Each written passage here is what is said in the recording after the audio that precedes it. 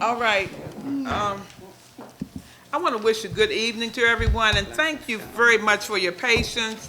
We were having a little interruption as far as coordinating our Zoom and the live broadcast. We wanted to do it live today because of the fact that we have new members that are going to be sworn in, and we wanted to make that a part of a record.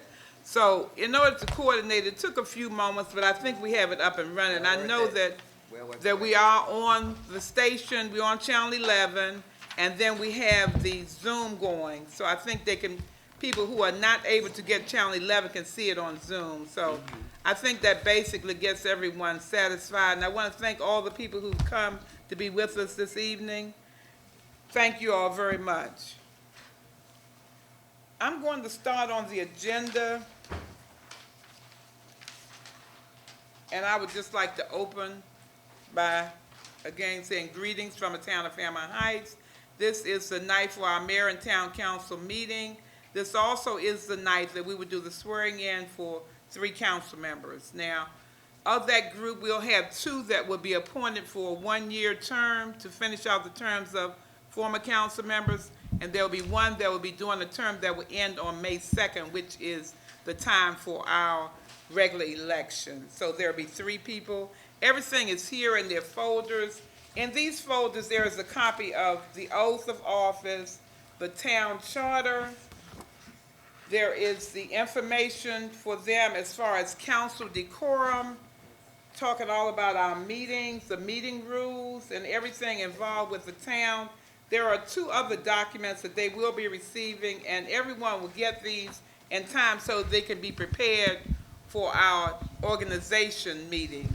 The organization meeting will be held the day, well, not the day, but it's going to be soon after the election. That way we'll know exactly where the people that we'll be working with for the duration. Also, I have some very important information I need to receive from the new members because it'll be concerning the learning experience that they will get from the Ocean City, the Maryland Municipal League Conference. So we'll need to definitely dwell on that, and we'll get all of our things resolved. We'll be working on a retreat. We'll be doing quite a few things. So that meeting will be done after the general election, after May 2nd. So the date will be announced at a later date. So again, I just wanted to do that. I'm going to continue on down the agenda now. And at this time, Mrs. Tucker, would you please call the roll? Mayor Barton. Present. Councilmember Waiters. Present. Councilmember Dodson. Present. All right, thank you very much. All of the members are present. At this time, I would like for us to observe a moment of silence. And we're doing this for Justice Ketanji Brown Jackson, and want to congratulate her on her appointment as a justice for the Supreme Court. And we already know how important this has been to us and all of the trials and tribulations that she had to go through to get to that point. Only a lady of stature and of prestige could have endured that, because she never should have had to go through it. She did it. She is more than deserving of that honor. So we say, bless the Lord for her. Would you all please observe a moment of silence for her?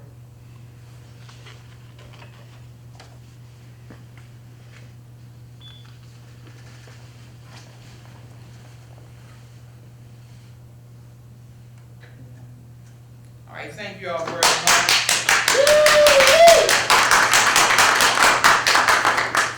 All right, at this time, I noticed there was one thing that we did not put on. That was the Pledge to Allegiance. At this time, would everyone please stand so that we can pledge to the flag?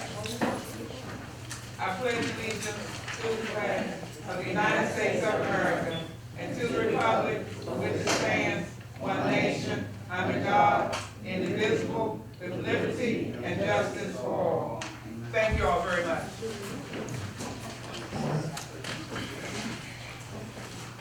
All right, at this time, I'm going to ask the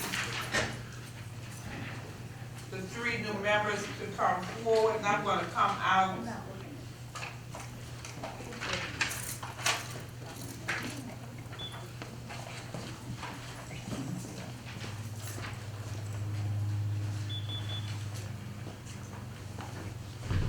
am not organizing these in any particular manner, so I was just giving the ladies the opportunity to come forward first. And I see you all lined up like that, didn't you? Okay? Okay. Recording in progress.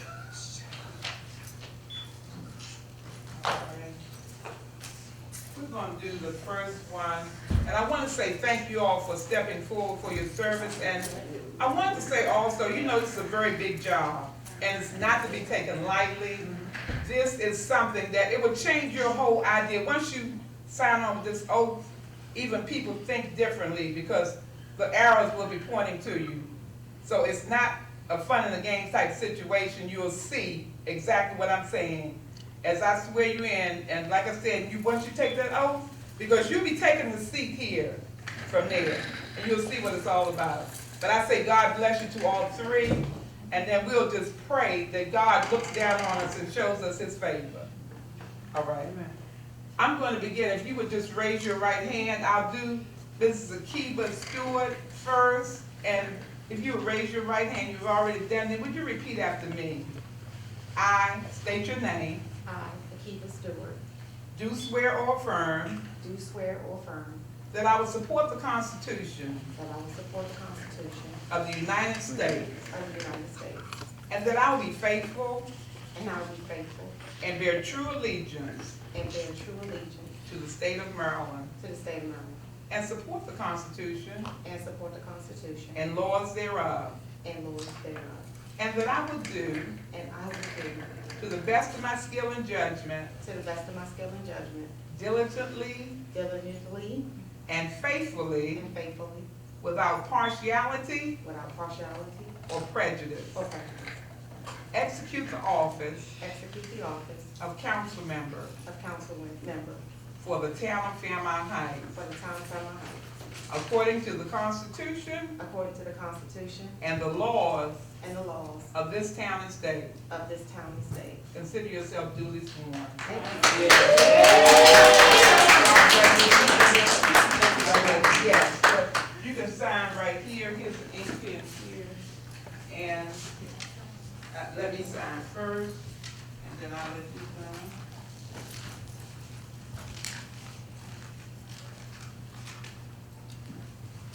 I see the one of your letters here, you're supposed to get E right there. That's gonna have to be corrected. You can get that done, Mr. Tucker will get that taken care of for you. All right. Here's your packet, and there's your proclamation. And God bless you. Would you all please give us some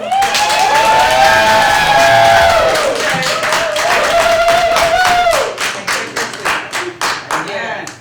All right.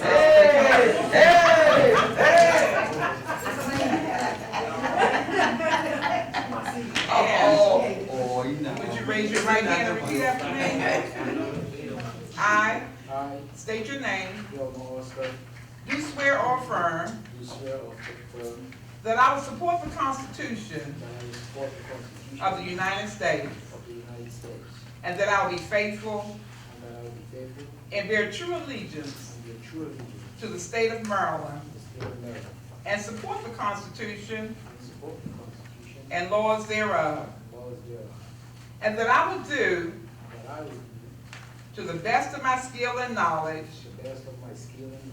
and judgment, diligently and faithfully, without partiality or prejudice, execute the office of council member for the town of Fairmount Heights, according to the Constitution and the laws of this town and state.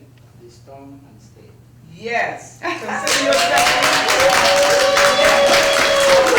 Someone to sign your name here. I'll sign first. I see where you're going to have to do the same thing. Your B is not listed here, so you have to get that corrected.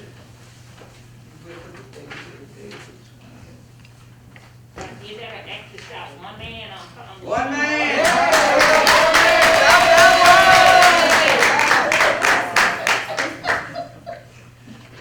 You gonna give him some applause?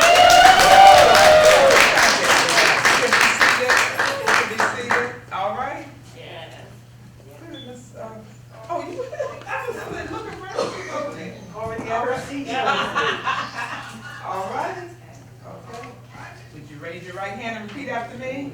I Akeisha Mullen Barnhart. swear or affirm Do swear or affirm that I will support that I will support the the Constitution Constitution of the United States, of the United States, and that I will be faithful that I will be faithful and bear true allegiance and bear true allegiance to the state of to Maryland, the state of Maryland, and support the Constitution and support the Constitution and laws thereof, and laws thereof, and that I will, and that I will, to the best of my skill to the best of my skills and judgment, and judgment, diligently diligently and faithfully, and faithfully, without partiality without partiality or prejudice, or prejudice, execute the office execute the office of council member of council member for the town of Fairmount for the Heights, town of Fairmount Heights, according to the Constitution according to the Constitution and the laws and the laws of the town and state. of the town and state. Consider yourself duly sworn.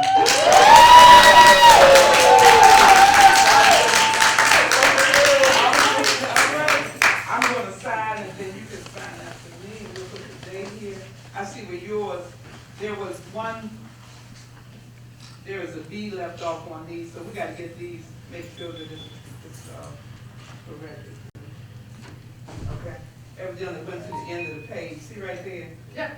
There truly. Okay. All right, so there's your packet, has your information with the chart and everything else in She it. ain't signed. All right, that's okay. Still do. That's right.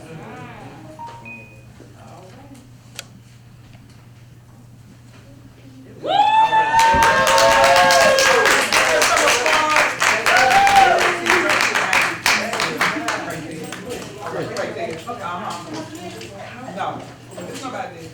All right. Well, thank you all very much for this segment, and I am anticipating that we're going to have a nice session working together, trying to get everyone acclimated to what the system is all about. Because there is a process to this, and it's not a joke. So we'll have that time. We'll start working on it immediately. Like I said, I'm talking about retreat. One of the other main things I'm talking about is some training down in Ocean City, because there are a lot of classes that can be accomplished. One of the first things I think you all probably need to remember is you need to take some notes whenever we're in session, because you never know when you're going to have to refer back to those. It's very important, very important. So everybody, you know, you all have paper, I think, on your table, and there's a pencil, so you can start taking some notes. Okay. Amen. All right. Thank you all so very much for the swearing in. Yeah. All right. All right. Yes. Yeah, that's gonna have to be, that B has gotta be added to it. I see where it ran off the page. Okay. All right, then, Mom, you take it out. We understand you kicked us out. No, I'm not. Take as long as you want. Take as long as you want. Yes, yes. All right. Thank you. All right, you all have a good night. Have a good night. Good night. All right. We're going to continue on down the agenda. Our next item, Ms. Tucker is listed here for you to summarize the closed meeting session. Could you do that now? Yes. On April the 12th, work session, the mayor and council went into a closed session to discuss appointments. They went into closed session to choose council members, 2 for 1-year term and 1 for 2 weeks term. And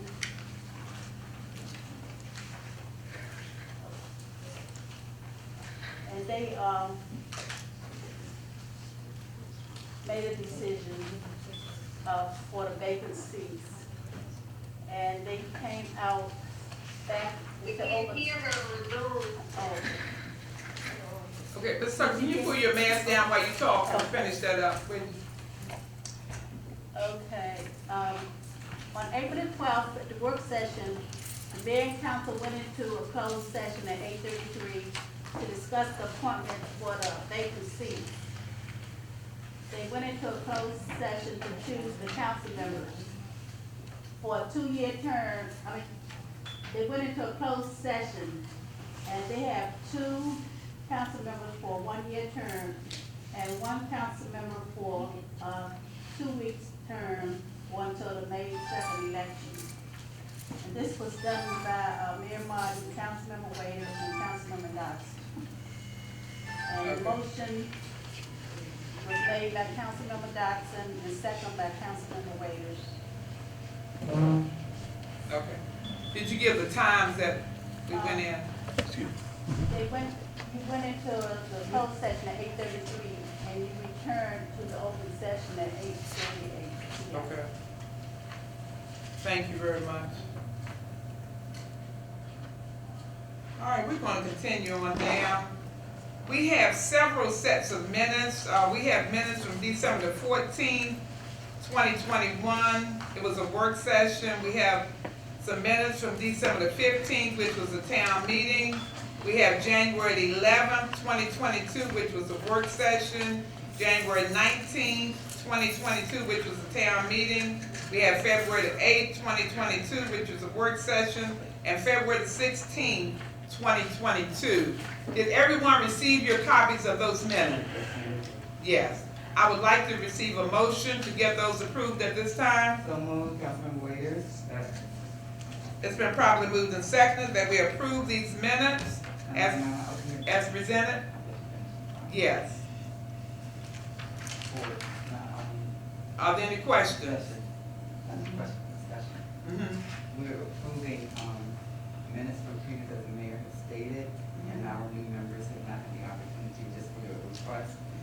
Those of us that are, existing or prior to swearing in have read the minutes, which is applicable, but our new members have not had the opportunity. I'm sorry, but we cannot hear Councilmember Waiters. Okay, you probably gonna have to go up to the, or either turn your mic on.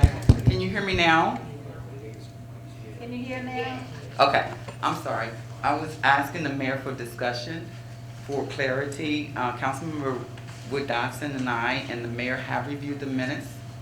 So for the record, our new members have just been sworn and have not had the opportunity. So I'm asking if the vote could be from those prior members, with the reservation for our new members to be able to read them, but we still vote to accept. Yeah, Just an allowance to. right. That's right, because, I didn't expect them, they haven't even seen the minutes yet, so, yeah, they're gonna have that opportunity. So I'm expecting just to get a vote from the 3 of us to Okay. approve them, Okay. okay? Yes, ma'am. If there are no other questions on the minutes, Unless they have something well, I don't know, because they're not included in it at this point, they haven't even seen it. they want. Okay. Okay. All right, so Madam Secretary, would you please call the roll? Mayor Martin, Aye. Councilmember Waiters, Aye. Councilmember Dodson, Thank you very much, the ayes have it. Hmm. New members will be called and abstain. What about? New members will call for the roll and abstain. They're not privy to the information. Oh, well, I wasn't even gonna put them in at this point, because they haven't received anything, okay? All right, so, if there were no, we have it, Okay. okay. All right, so, the ayes have it, any nays, any abstentions? Those sets of minutes have been approved.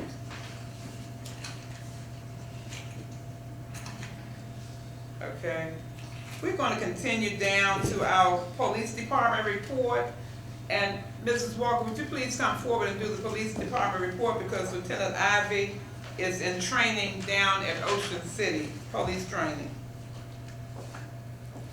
Good evening. Congratulations to our new council members. Thank you. The Town of Fairmount Heights Police Department report, March 22nd. Activities. The Fairmount Heights Police Department totaled 249 calls for service for the month of March 2022, with a difference of 252 calls for service for the month of February 2022. The Fairmount Heights Police Department conducted patrols along with assisting code enforcement, incoming calls to the station, along with concerns and issues brought to the attention of the mayor and council. A severe missing person report concerning a suicide victim. However, the victim was reported returned missing at a local hospital with burns to their upper body.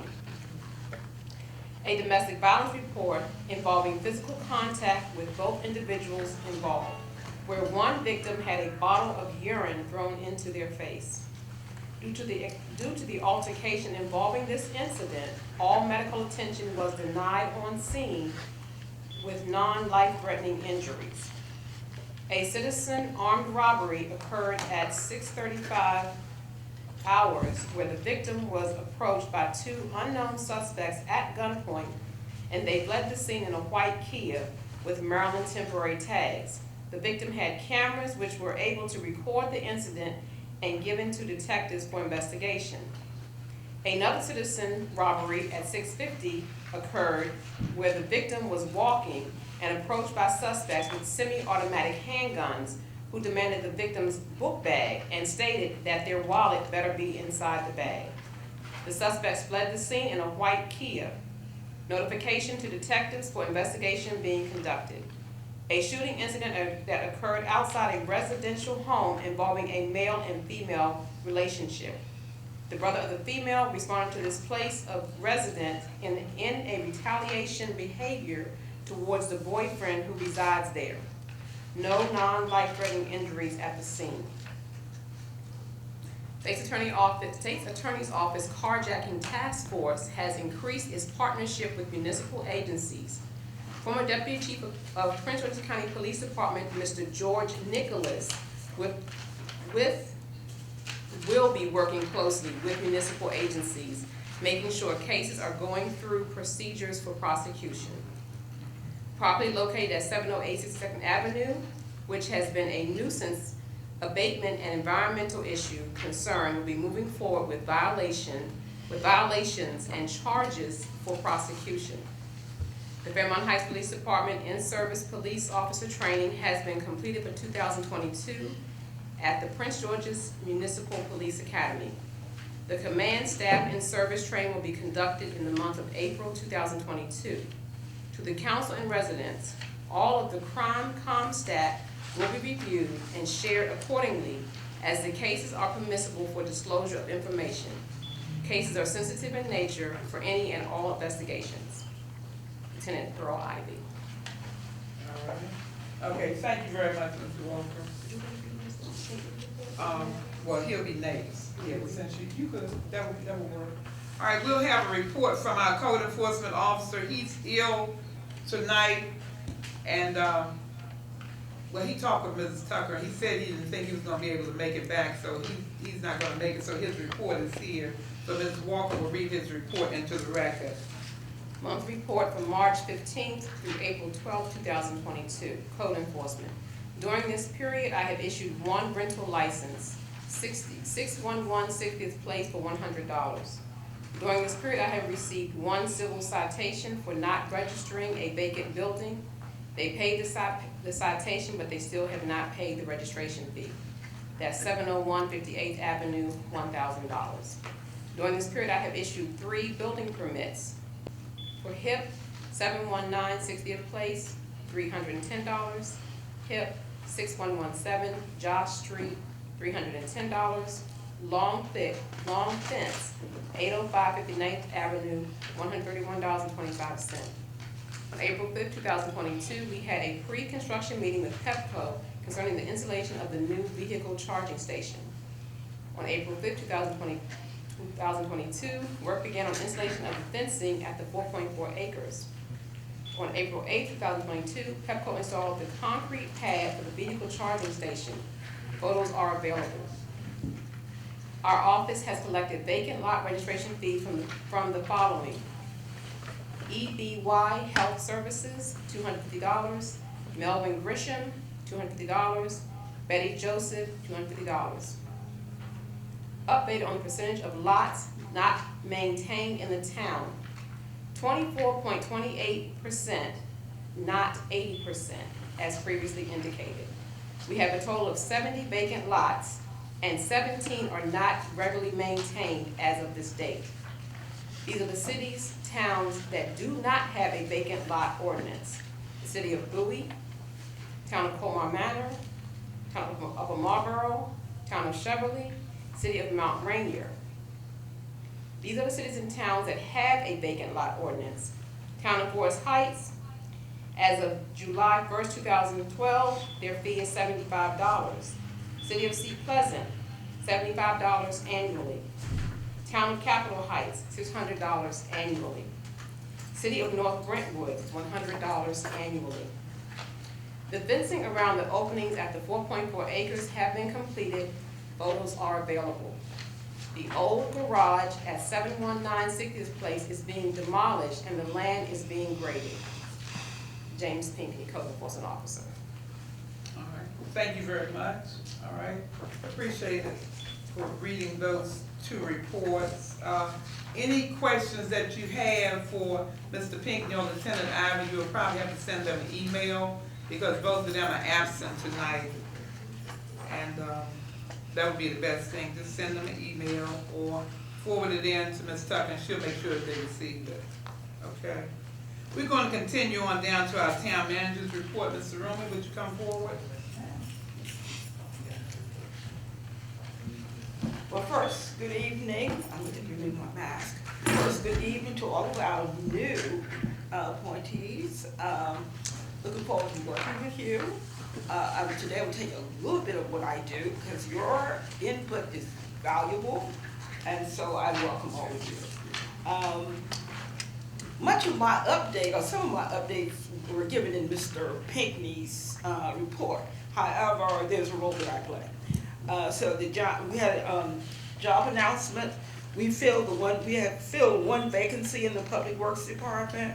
Our new employee reported to work today, and I'm happy about that. And his name is Mr. Kelvin L. Miles. So he'll be our new laborer. He has a background in landscaping and horticulture, and he's excited and already come with ideas as to how to beautify the town. I'm excited about that myself. Mr. Pinckney's report, he talked about the Pepco charging station. One thing I want to add, Mayor Martin and I were part of the briefing, and they did commit to installing and servicing the rear parking lot. In the rear parking lot, there are a number of lights, but they have not been working. So they're going to service those lights.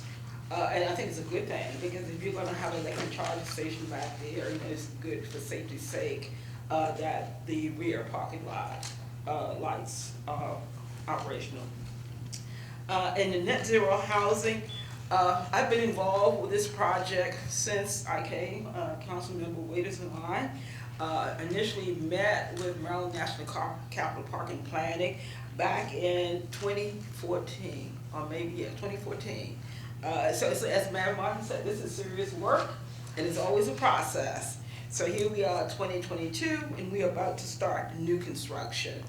And I want to talk about the funding and the level of funding that I've been involved to bring for this project. You may see 7 houses, but the value of those 7 houses is something like $4.4 million. The first grant we received was through Community Development Block Grant. That was $250,000. So some of the houses, of course, have to be available for low and moderate income or secured income levels. So because of block grant money. The next thing is that through U.S. Department of Housing and Urban Development, we received something called a NET grant. And so one of the comments, and I want to certainly thank Mr. Barnhart for his involvement in the feedback. One of the comments, or some of the comments that we were receiving, citizens felt that we really, they're excited about the new construction, and see the new rooftops coming out of the ground, but they want to know, what about people who are here in the town? How can we upgrade and improve their property so the value of their real estate will rise at the same time? So we got a $650,000 grant. However, nobody's applying. I think we've had 2 families who applied, and they had work done to their houses. And so, but we're going to continue and encourage people to take advantage. They would have to apply to the Housing Initiative Partnership, referred to as HIP, so they can certainly apply directly to them, so they can improve and make upgrades to their property. Also, in your packet, and I gave all of you a copy of my report, and you can certainly meet with me on your own time, so I can go over a lot of the things. The Chesapeake Bay Small Watershed Grant planning and technical assistance is available to the town. And I did attach a copy of the letter to my report, so this letter can be read into the record. Okay, it's like this. This letter. Read it. This letter. Huh? I am gonna read it. Okay. I said, I want everybody else to see it. Well, okay. Yeah, I'm gonna read it. Sorry, I was looking for somebody. Okay, all right, so let's go. This is a letter to Stephanie Heidelbreeder. She's the manager of Chesapeake Program, National Fish and Wildlife Foundation, Suite 110, Washington, D.C. The Chesapeake Bay Small Watershed Grant Planning. Dear Mrs. Heidelbreeder, I am pleased to offer this letter of support for assistance by the Neighborhood Design Center in D.C. through the National Fish and Wildlife Foundation Planning and Technical Assistance Grant Program to provide the town of Fairmount Heights with a street tree management plan. Often I get feedback and everyone says, well, yes we do, in terms of plan. So we need to have a street management plan, especially in small municipalities. And so the Prince George's County, whose residents value environmental stewardship and sustainable initiatives. Fairmount Heights enthusiastically, I can't even say that word, supports NDC proposed to create a roadside tree inventory, assessment and management plan for the town. Having a plan for our street trees will help us develop and implement other tree projects that strengthen our communities to urban stormwater management. We would like to use this opportunity to further engage our community through the urban forest, education, and stewardship. Fairmount Heights will provide dedicated staff time to support NDC efforts, and staff time meaning me. This may include assisting NDC in designing the inventory protocols, collaborating on the management plan for roadside tree assistance and community engagement events, to present funding and education materials to the town, and a workshop for municipal staff regarding trees. Any real estate development, trees have value assigned to your property, okay? So in order for we plan on these trees, spending money, they must be maintained. So our public works staff must be trained as to how to maintain these trees. A good example as to where you can see, I don't know if any of you have been to Glen Arden lately, along their town hall and their streets. When you drive up to town hall, you see the beautiful streetscapes that they planted along the streets in Glen Arden. It looks beautiful. So we're looking forward to working with NDC to advance our objectives for more robust, resilient tree management plan and a healthy Chesapeake Bay. So I met with Mayor Martin yesterday, and I polled Councilmember Waiters. I tried to reach you, Councilwoman Dodson, but I didn't hear, and Councilman Waiters was a guest. So we've already scanned this letter and sent it back to the Chesapeake Bay,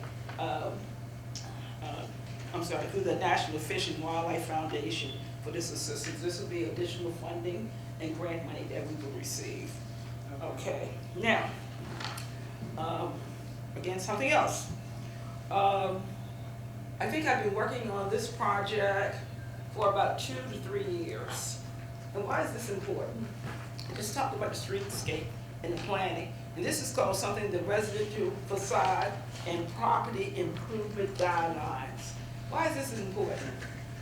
As you know, or maybe you don't know, that Fairmount Heights is in the historic district.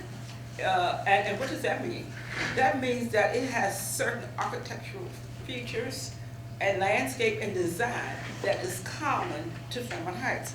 A good example, I think, is 62nd Avenue, where you have Bungalow Row. You have all those homes there are basically bungalows. And they're similar to what you may see in New Orleans, where they call the slingshot, I think that's what they call it, when you have a house that goes straight through. Shotgun, exactly. Thank you. The shotgun Thank you, Mr. model. Sheffield. Yes, exactly. Yeah. So the bungalow homes are unique and a good feature to the Fairmount Heights. They were first built and designed by Sears, the company Sears. So some of the houses that you see in Fairmount Heights came from the Sears catalog.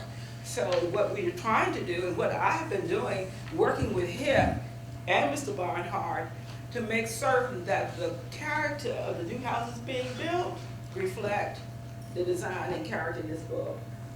We received how many copies? This was funded through Prince George's County Council and through the Maryland National Park and Planning. So we have 95 copies.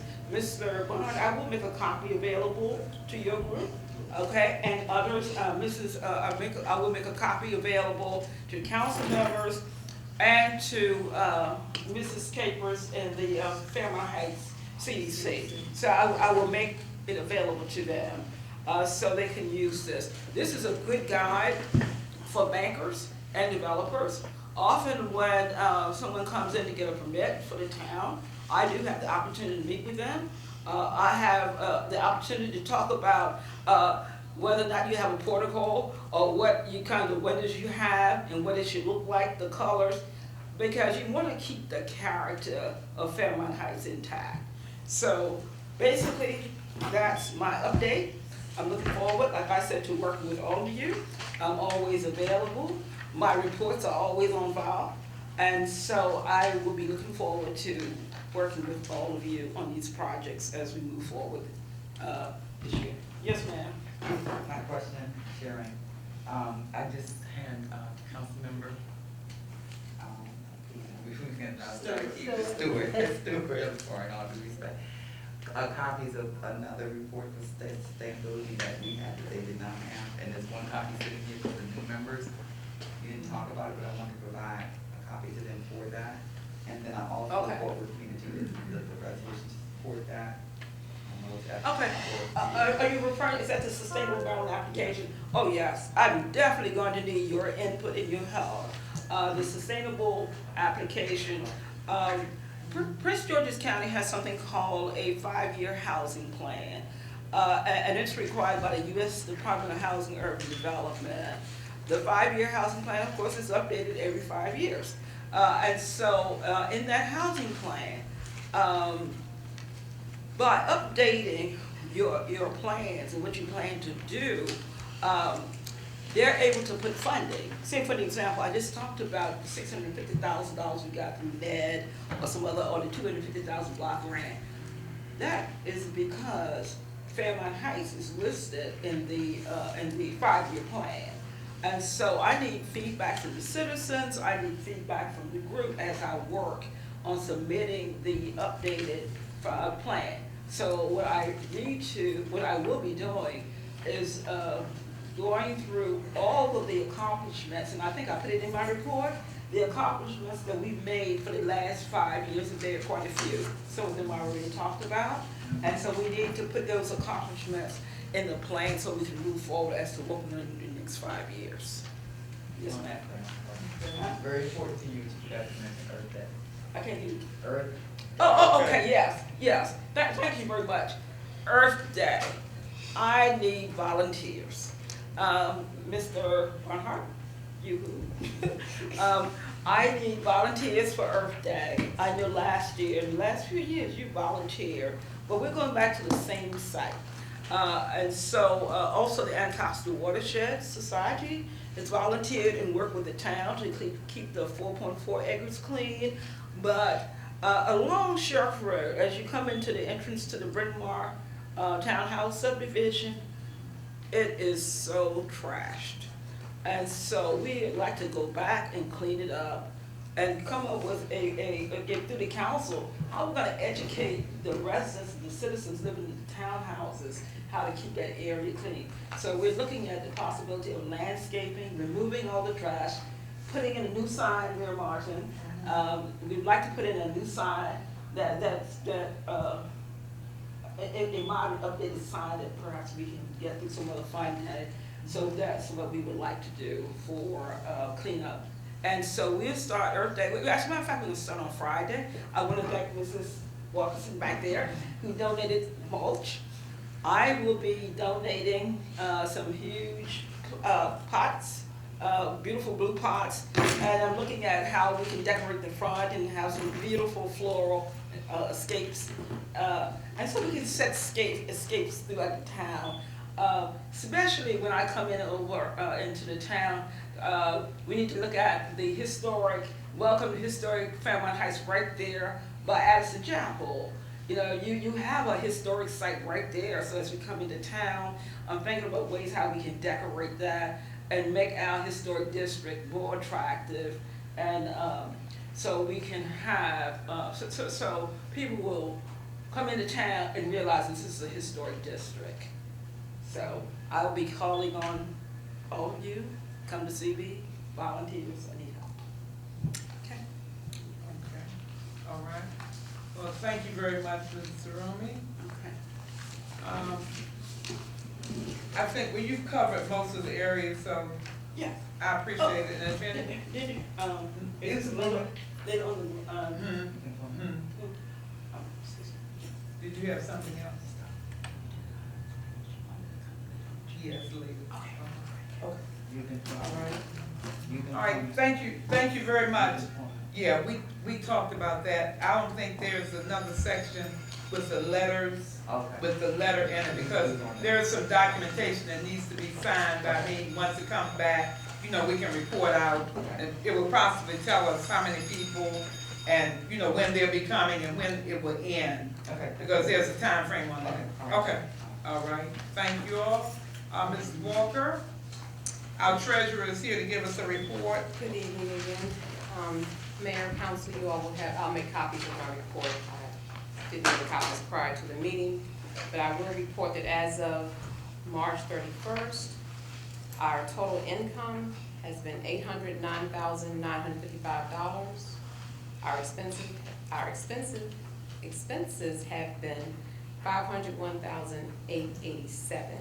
So we have a net income of $308,069. Couple things I do want to highlight.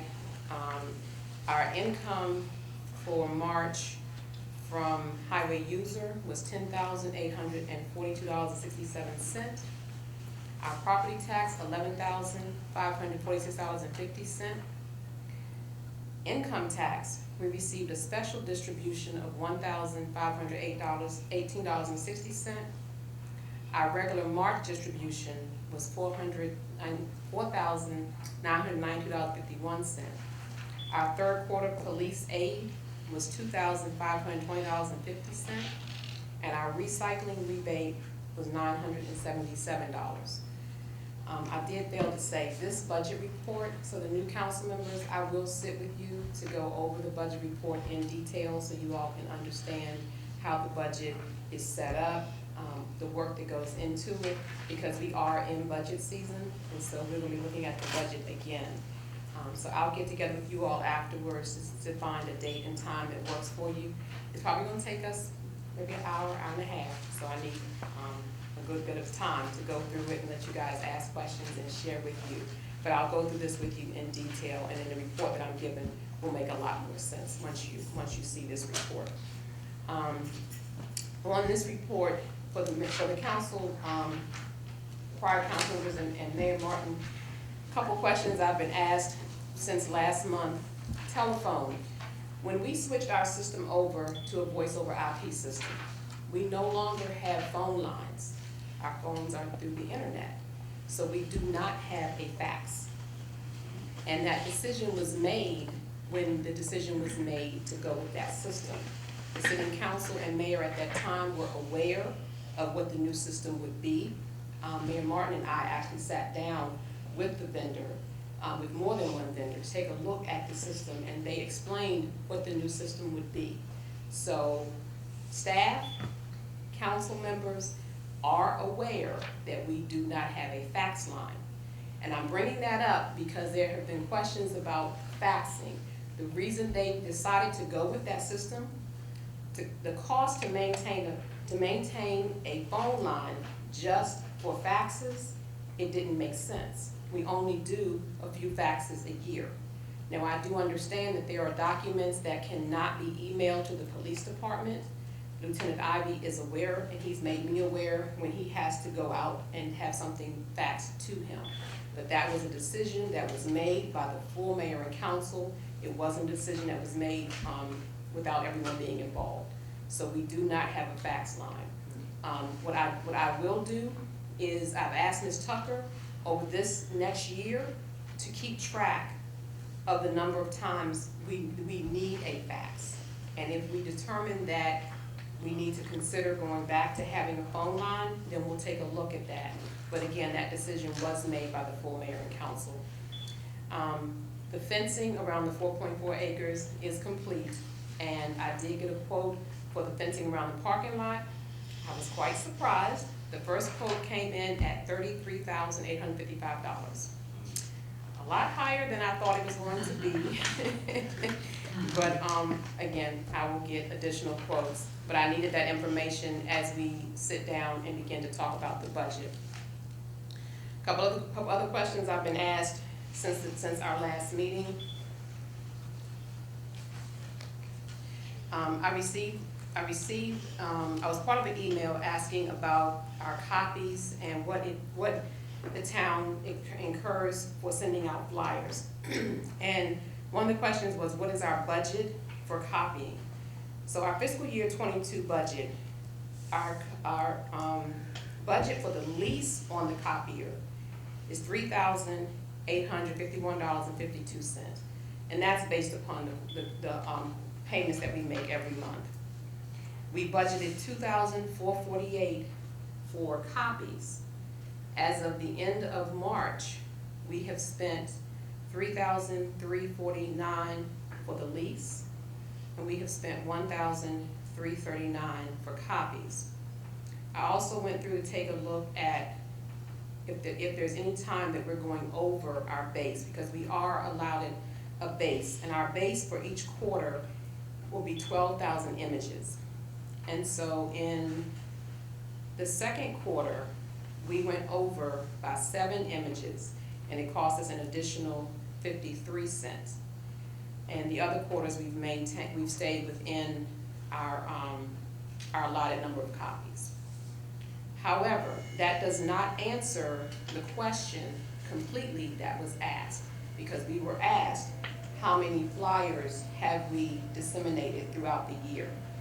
And even though that's not a question that I personally can answer, it's something that now that the question has been asked, I told Ms. Tucker that I would do my part to work with her to ensure that we know how many flyers are sent out. We were also asked the cost for on staff to deliver those flyers, because those flyers are placed in people's mailboxes. So again, not having that answer to that question, not knowing how many flyers were sent out, I just took an average and said if we did 1 flyer a month.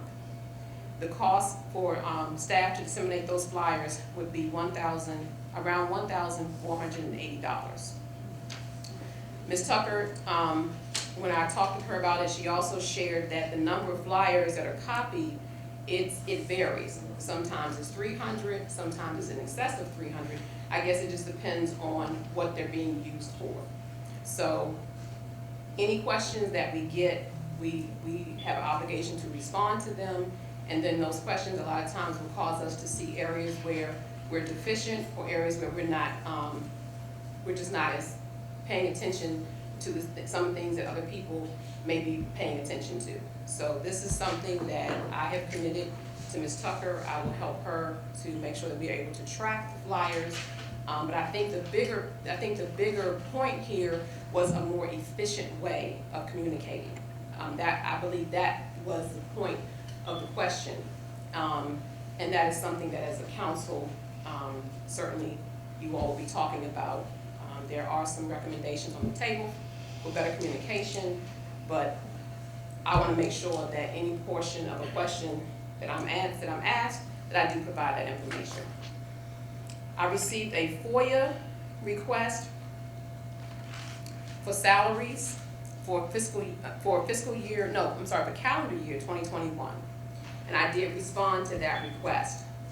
The salaries for administration totaled $82,288. Salaries for the police department total $62,066.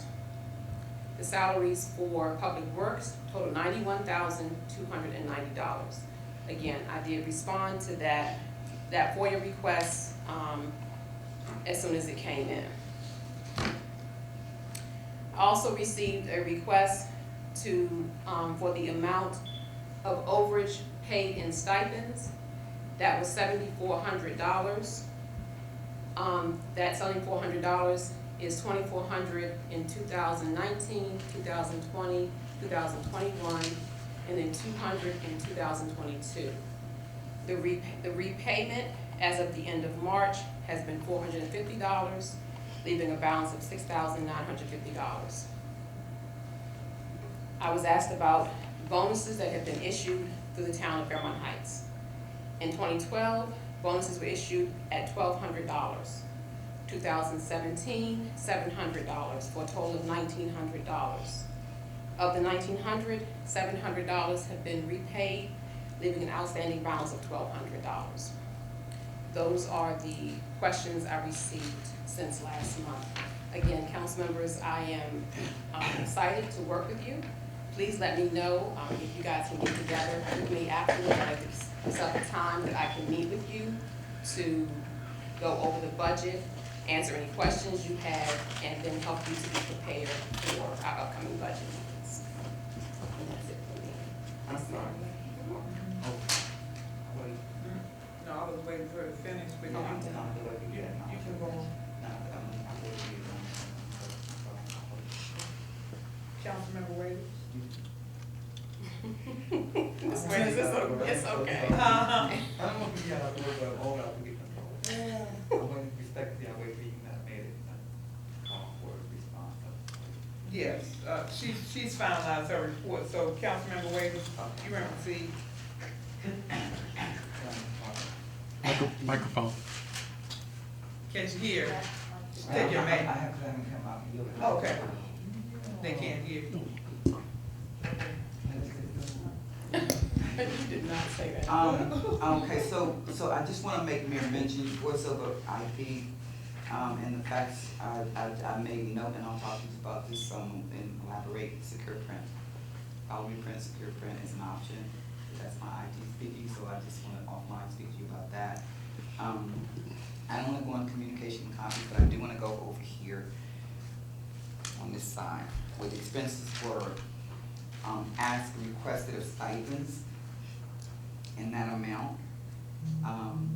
Is that stipends for all council members and the mayor? No, it was asked for the overage for stipends. Overage. And overage meaning somebody that got paid that should have gotten paid? Is that what is that? Overage Exceeding the that- amount budgeted or exceeding? Exceeding the amount that is allowable. That's exceeding the amount that, yes, is allowable for that person. An individual person or the mayor and council? And it's stipend overage. That's what I was asked to provide, stipend overage. Alright. Then bonuses, $1,200. And I broke down $700. What was the $700 part? So in 2012, the bonuses that were issued were $1,200. And so those were 6 bonuses at $200 each. In 2017, there were 7 bonuses issued at $100 each. What was the date, 2017, fiscal year. So each of these are fiscal years. $1,900. Mm-hmm. And then there was, what was, you said now the repaid? 700 has been repaid, 1,200 is still outstanding. And so I'm gonna end by saying this while we're calculating this, because I would like to see the amount that was paid out to individuals that had no report for the past, whatever the election period was, and how much was expensed for that. You said for bonuses? I'll be with you after, I'm making a statement publicly. Mhm. We tend to include few things, but not all. So while we're trying to figure out stipends and overages and bonuses or whatever, I would like to include in that Mhm. stipend that was paid to an individual that consistently gave a report, no report. So be specific in what you're asking. You're asking for a stipend for what period of time? I'll tell you offline. Oh, you will do it offline, That's when I okay. put in public record, that's my request, and I'll let you know. Okay, so then let me ask you a question. Secure print is in reference to what? So no one faxes really anymore. Mm-hmm. Some driving bills, so secure print means that you send something, excuse me, who can't hear me? Okay. Secure print, meaning whenever you print something, wherever your PC is, when you send it, it sends it to the network, because we have network capability. So when you send it to the printer, it doesn't matter where you are, it stays in the queue until you go and print it. So I wrote that down based on, you were saying that, faxes, there's no faxes, and my thought was no one faxes anymore. So when it comes to the police department, the reason why I wrote it down is maybe we should entertain secure print for the police department specifically. And again, that's something that comes from my experience and that we probably need to look at as an option. Okay, and that's when I wanted more information, okay, and so we can talk about that, because I do know that some of the agencies, will not allow anything to go over the internet. He has to send them via fax, but we can talk about it. We can also sit with Lieutenant Ivy, to get more clarification and to see, but I wanted to clarify the part about the faxes, because it's come up a couple of times, and I really don't like information to not be shared completely. Okay. So that's why, but thank you, I did note that. Okay. Okay, all right, thank Right, you. okay, thank you very much, You're Ms. Walker. All right, we're going to move on down to old business, and at the very top of our old business tonight, it was a request by Councilmember Wood Dodson, and I'm gonna let her take it from there. It's the 85th anniversary question, so if you could elaborate on that, Councilmember? When I made my request, I was asking for invoices in regard to the breakdown of what was, instead of just the, PayPal picture. I didn't get anything. I will go through everything I gave you. I gave you all of the invoices. I gave you everything. I Okay, gave you no, copies well- of all the invoices, all the checks. I gave you everything, but what I can do is sit with you Okay. and go through each item individually. What my problem was not really getting clarity of just paying out. We were told that we would get samples as a whole when we were meeting, and we didn't get any samples of the dishes or the cards or anything that was to come back for that amount, to have nothing physically able to be seen. So also what I gave you is I gave you copies of all of the items that I have. So I don't know, I wasn't in those meetings, so Okay, I that's don't know fine. what samples you all are asking for, but I will show you the originals. Okay. And I'm not singling out Councilman Waiters, but I had asked her when she took the package, I said, just let Ms. Wood Dodson know, this might be a little confusing, because it's a copy of an original, so it's a copy of a brochure, which doesn't look the same when it's 4 pages stapled together. It's a copy of the ticket, it's a copy of the save the date. But I will show you the originals.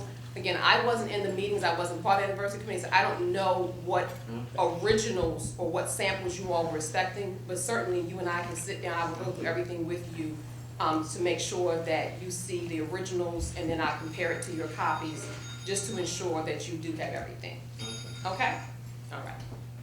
Can I? Okay. Did you have something? Yes, ma'am, I did. For me or for Ms. Wood Dodson? I'm sorry. Well, kind of sort of I guess for you. For me, the 85th anniversary, in terms of transactions, you turned over to us from what I could see. Councilmember, you got to pull that up. Gosh. Yeah. I'm sorry. Don't holler. Amazing grace will. Oh, yeah. All right, this is part of the recording. Yeah. Just to add some fuel to the fire. No, I was asking, and I want to elaborate because this tends to be Councilmember Wood Dodson's concern, and I for clarity, Ms. Walker, what was turned into you were receipts. This is my understanding. Was receipts requesting payment for expenses, and for me, that's like the extent per whatever justification you may do. But what I think Councilmember Wood Dawson is referring to, and correct me if I'm wrong, was what the things, the items that were purchased in the package for the 85th anniversary. We're not seeing an individual per se that was contracted and presented an invoice for expenses or charges, and you pull up the name and the company does not exist. Or tickets and displays of various different things concerning the 85th anniversary, that if it was something that was going to be presented on behalf of the town of Fairmount Heights, it was not presented to the full body. So it was a discovery for us to get the package and to see some of the content. So my conversation with Councilman Wood Dawson is more so the question of the origin of the planning, not so much that, because what you came to you was expenses and requests. But whoever put the package together and decided that we were gonna do all these things, we were not aware as a full body. And so what we're looking at is the way that things were done, and I'm making this public for the possibility of seeking reimbursement from the individuals that were responsible for expensing the town's money in a manner that we feel were far beyond what we were delivered. No tickets, just a copy. Things were turned back in. I mean, it's just a whole process that came in that package that you were not responsible for. And I just want to make that clear, that she did provide what you asked her for, but in the extensive answers that she's looking for, I don't think. Yeah, the people that you So gave on that list It's was not, researched and no one. that she didn't give it. No, I'm saying the copy of what you gave me in researching, none of it is non-existent. The people don't even exist. So I'm not sure, again, as I said, I will So sit it's with you like to go over the fraudulent information, as information. I will say, I did also because I gave you guys copies of everything that I have. Right. One of the copies that I did provide was a sheet where people received their tickets and they signed for their tickets. So we can sit down, we can go through all of the information. I do appreciate you acknowledging, you know, what my role is in this. But again, all I can say is I can sit with you, I will go over the information, but I will also say that, no, I'm not gonna say that. I will Well- sit with you, I will go over the information, that's what I will say. Well, the reason I'm asking is because out of the tickets for the phenomenal event that we were supposedly have the ability, there was only 100 tickets that were printed that matched the few little save the dates that we did get. And they were turned back. So, I'm just tickets responding weren't because even sold. Ms. Waiters was saying that there were no tickets. I was just saying that I do know there was a list. Again, I wasn't Yeah. part of that. I didn't receive tickets. I can only give you the information that I have. I will sit with you, I will go over the information. The committee members as a whole that were on that committee, you all are aware of the planning or whatever and has they're gone willing to on. come in. But- I am. Okay, I'm No, I'm just saying- not here to argue about that. I'm not I can arguing, I'm only- just saying the tickets that you're speaking of, Mhm. with the price that goes along with what you showed, we only received 100 tickets printed. Okay. Okay, again, Okay. I'll go over information with you, and then that's something that, as a council and as a committee, you guys can further Okay. flesh that out, Okay. okay? All right, All right, thank you. All right, thank you all, thank you, Mr. Walker. Keep this on. I'm going to move down to our next item, which is the Board of Elections update. Did Mrs. Shelton leave? Mm-hmm. Oh, she did, okay. I think that we put this on the agenda because of the fact that it needs to be put into the record and it needs to be recorded for the TV station, that we will have a general election for 3 council members on May 2nd of this year, 2022. So we want that to become a matter of record. I was gonna have Mrs. Shelton to elaborate on some of the details, but Mrs. Tucker, is there anything that you can give us as far as updates? Because you're also in touch with the Board of Elections, being the town clerk. Can you give us any kind of update? Could you pull your mask off and give us some updates? Yes, yes. Only thing I have is we have to put in the minutes the results from the recall election, of the recall votes. And, I'll read those, the count. The first one I have is for Jacqueline Morgan, and the yes votes were 86, the no votes were 35. For Glenn Morris, we have yes votes 88, no votes for 29.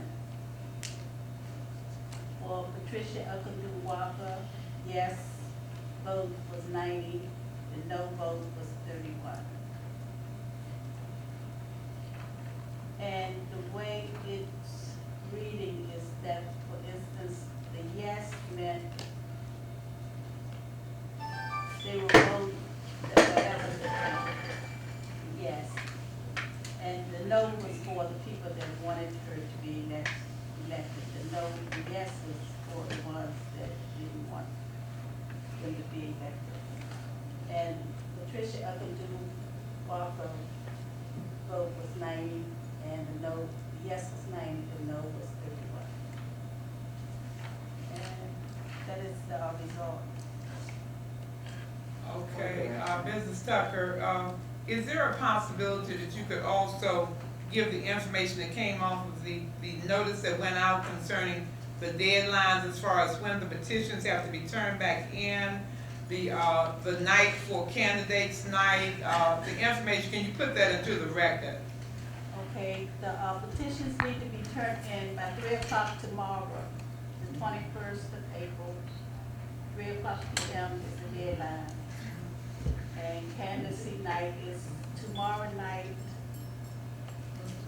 on Thursday night, and 7 to 9, I Okay, and will that be here in the building? think. Here at the building, What Okay, time is it? In the city? 7 until 9, 7 to 9. yeah, in the building, okay, all Hold on, right. let me make sure I have it on the front door. Okay, all right, yeah, let's verify so that information is becoming part of the record. And we wanna make sure, because it's gonna be on TV also, so she's gonna, yes, ma'am.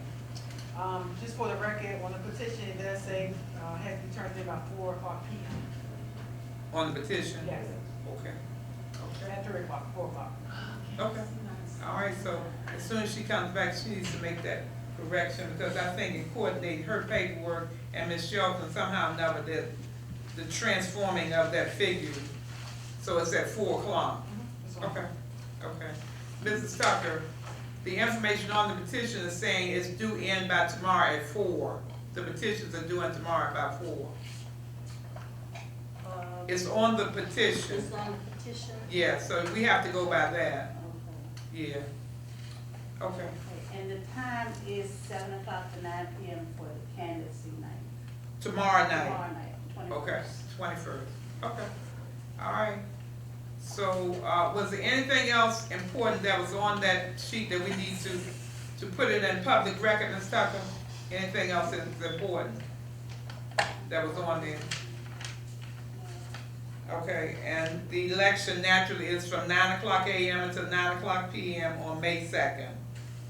Okay, and it'll be in the back of the building, the areas where we always use for voting. Okay.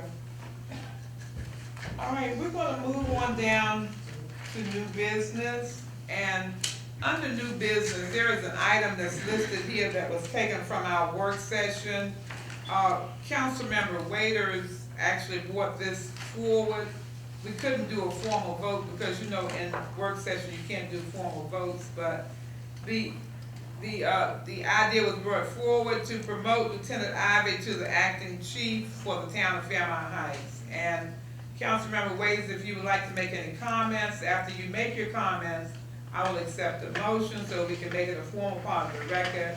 And then all the specifics that have to be worked out, we have to work along with Mr. Room. Is Mr. Room still here? Did she leave? She's gone. In the kitchen. Oh, okay, all right. All right, so we'll work out the details, but just the vote itself, We can get that done tonight. Okay. Elaborate, you want to go there or stay here? If everybody can hear you, you can say that, but keep your mask on. Yes, make sure you do that. I work Okay. with kids, I'm sorry, that's my reservation. Yeah, I want you to listen in, we're talking about the process for Lieutenant Ivy. Okay, good. Yeah, okay. Excuse me.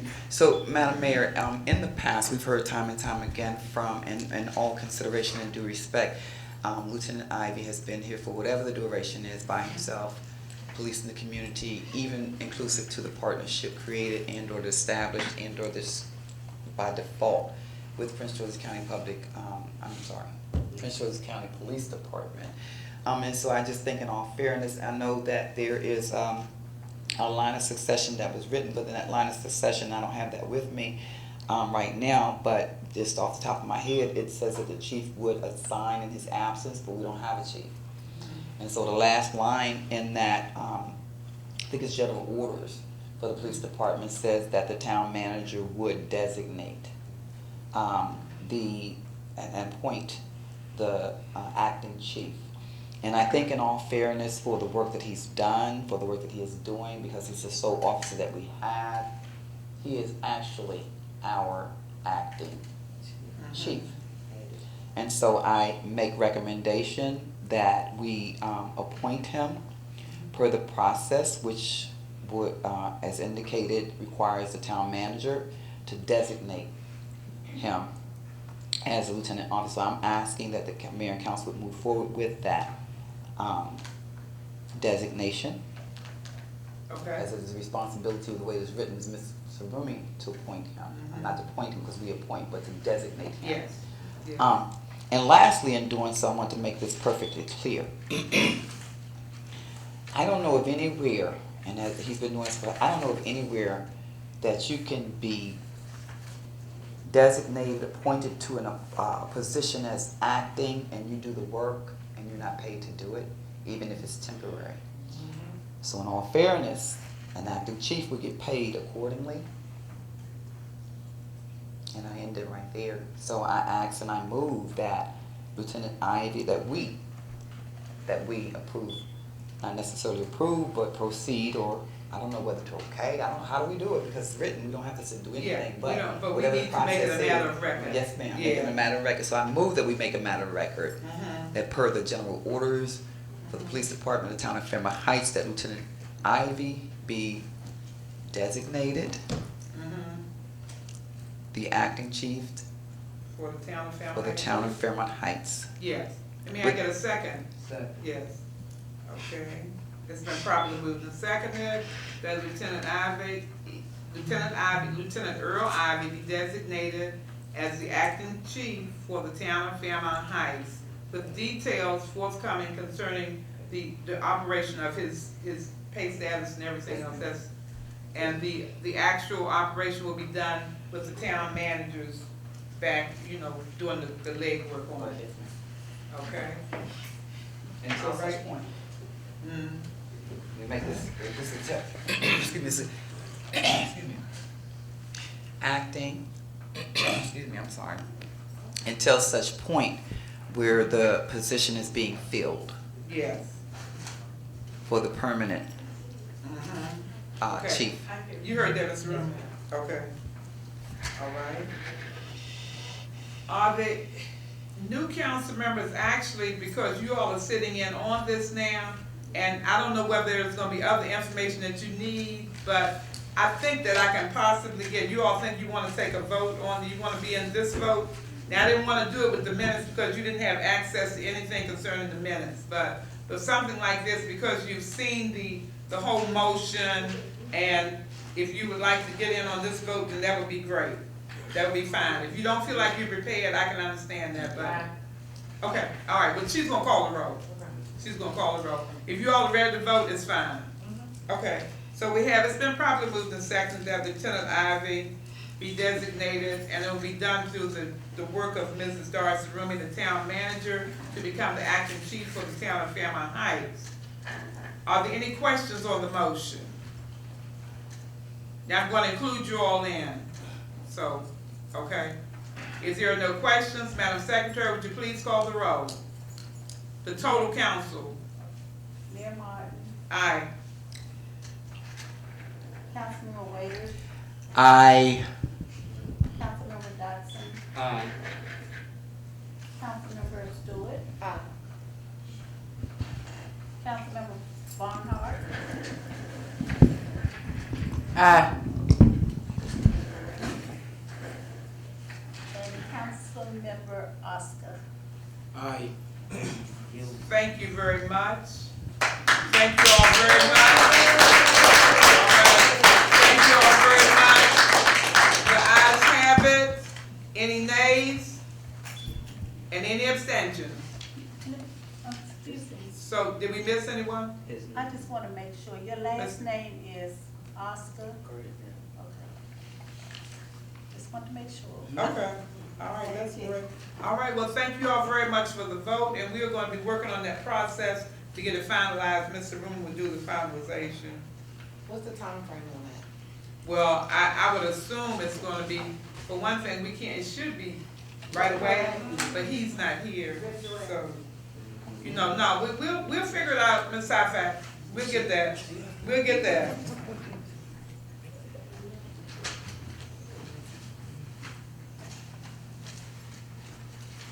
Okay. All right, so we're gonna move on down.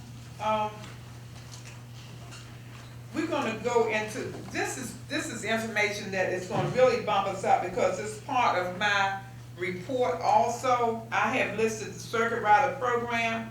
This is for fiscal year 2023, and it's the letter of intent.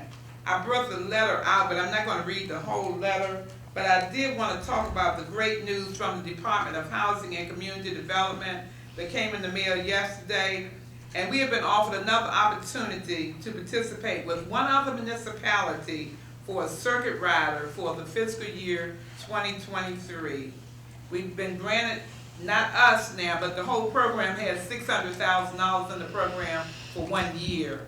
So, as I've said before, this is a golden opportunity for us. Housing and Community Development, they keep sending this information. They want us to join. So what we have to do is select the community that's gonna need that same type of help. And we need one, they want two communities working together. And then once the two communities are decided, then we have the two mayors will sit down and make a selection as to the people who will be the person that will be the circuit rider. So, it's a process, but all we need now is just to say to Mrs. Ann Stringer, a letter goes back to her. She sent me the letter. I sign it. It says, we are interested from the town of Fairmount Heights, and we're going to search for a sister city that goes along with her, goes along with us. Okay? So I need to find out, and I didn't want to really do it tonight because it was such short notice, but if the general consensus is that we move forward with this, then I can send her that letter back, because there is a deadline on that letter. The deadline, they wanted to know really by May 4th, but the absolute drop dead deadline is June, I think it's June 10th.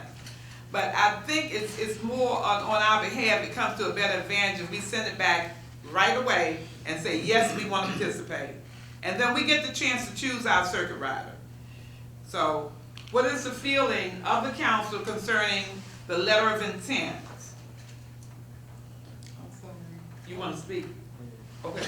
I just want a consensus. I'm not trying to get anything, because I didn't get a chance to present. I'm gonna give you a consensus, but I also, Yeah. because the verbal mention of circuit rider, I'm going to know what a circuit rider is. Yeah. So just to explain, but I will move once we get the explanation of the definition of the circuit rider. Okay. Well, If you don't yeah, that's right, because I didn't tell everybody. The circuit rider is a person that can come in and give us a lot of expertise in certain areas that we are lacking.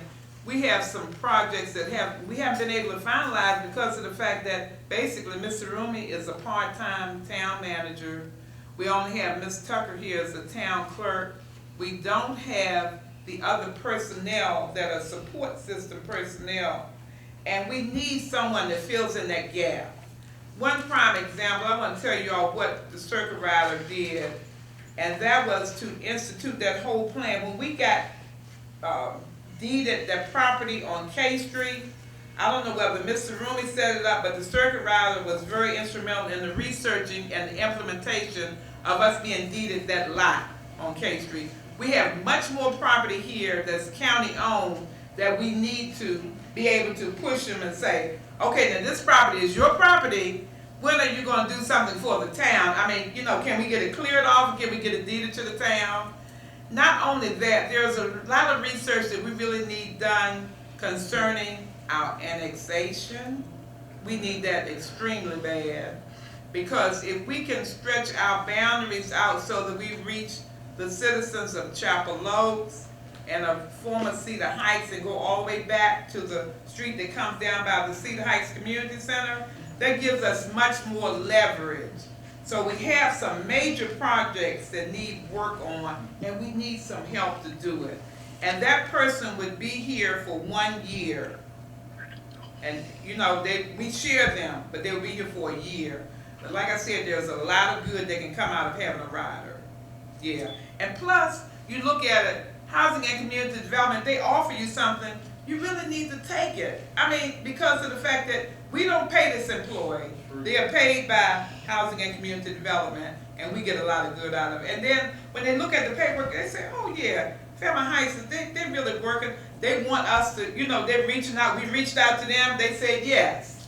We want to help them more, you know, because you got to think about it like that. So I put that out there, and I would take any comments, but I would like to get just a general consensus so that I can move forward with the letter of intent. Yes, ma'am. That was my question, I'm done. I That just wanted to be clarity. Yes, I'll clarity move. on that. Okay. If All they're right. clear, I'll move. All right, were there any other questions? I just want to get the feel for it, because like I said, I don't want to try to do a vote, because I didn't get a chance to put anything in you all saying. Okay? What about you, Mr. Austin? I'm good. Okay. All right. What about you, Ms. Stewart? Sounds like a great plan. Okay. All right. And you all good? Okay. I need to make a move. You good? Yes. Okay. Okay. I move that we move forward with the letter of intent for the circuit rider program as stated and the explanation given for clarity as a resource for technical assistance or whatever the content is, benefits are. Okay. All right. Can I get a second on that? Okay. It's been probably moved before, and seconded that we move forward with the letter of intent for the circuit rider for the Department of Housing and Community Development. Our offer that's been sent to us through the mail, asking us to return a letter of intent. Are there any questions on the motion? Any questions on it? If there are no questions, Madam Secretary, would you please call the roll? Mayor Martin, Aye. Councilmember Waiters, Aye. Councilmember Dodson, Councilmember Stewart, Councilmember Barnhart, and Councilmember Osler. Thank you very much. The ayes have it. There were no nays and no abstentions. All right, thank you very much. So I will get that letter of intent back out. We'll scan it back to Mrs. Stringer. All right. Thank you all very much. I'm going to continue on down because on my report I have a few things to mention. One of them was the information that came in from Governor Hogan's office concerning a $10 million program, and it's called Refund the Police. It's done by Governor Hogan. He had been mentioning this for a few weeks, saying that, yeah, I want to put this program out where it's going to be $10 million throughout the state to refund the police. There is a lot of paperwork that came with it, and we're going to be getting more, but we need to start the process if we're interested in using some of the funding, because it was even to cover certain areas as far as lighting, security. It was a lot to be covered. So, Mr. Rumi, I didn't know whether you wanted to make any, did you bring your paperwork out? I think I left mine in the back. No, I did not. Yeah. But this is, we're looking at our first opportunity to see Yeah. what he's made of, because that is going to be a grant application that he's gonna have to put together. Yes. Okay. I think that, because I think there was something about signage there also. Yes. And see, our signage is so in need of replacement, because out of the front there, that signage is so old. It's been there for years and years. Yeah. It needs to be replaced, and we probably would have to find out whether there's an opportunity for something like communication signage, you know, or, you know, traffic or whatever. It could include a lot of We areas. have information on the signage, and not Mhm. only the signage right here in front of the building. Yeah. You have other, areas of entranceway into the town, especially of the townhouses Uh-huh. on Addison Road. So I think that would be a good idea in terms of, maybe certainly apply, for electronic signage that automatically update itself. Okay, all right. So, okay, I wanted to just give a little snippet about that and say that, yeah, we wanna definitely buy into this. And, the scholarships, We want to apply for this. yes. I mean, you know, we wanna do as much research on what we could use it for and then apply. Right. Sure. Right. Okay, the scholarships, that was another thing. I don't know whether you all saw the big scholarship. It's a poster that's sitting out here in the front. And that was for $1,000. It was a program that was done on March 29th. It was to honor all Maryland mayors, not only black mayors, but all Maryland mayors. It was at Glen Arden. So they had a drawing, and I won $1,000 towards our scholarship fund. So it's on a big poster, and what we're gonna do is match this in with what we have here in our scholarship fund. And we're gonna try to give a nice scholarship and, you know, put some requirements on the scholarship, because you gotta do that. And just have it set up very nice, but I wanted to mention that it was here. Want you all to take a look at the poster out front. In this program that they had, it's called the inaugural Mayoral Salute, Passing the Legacy On. Big, beautiful program, and it was at Glen Arden Municipal Center on the 29th of March. So that's something that they say they're gonna be doing this every year. But I thought it was a very nice program. County executive, state's attorney, everybody was there. You know, a lot of people came out to it. It was very good. Okay, I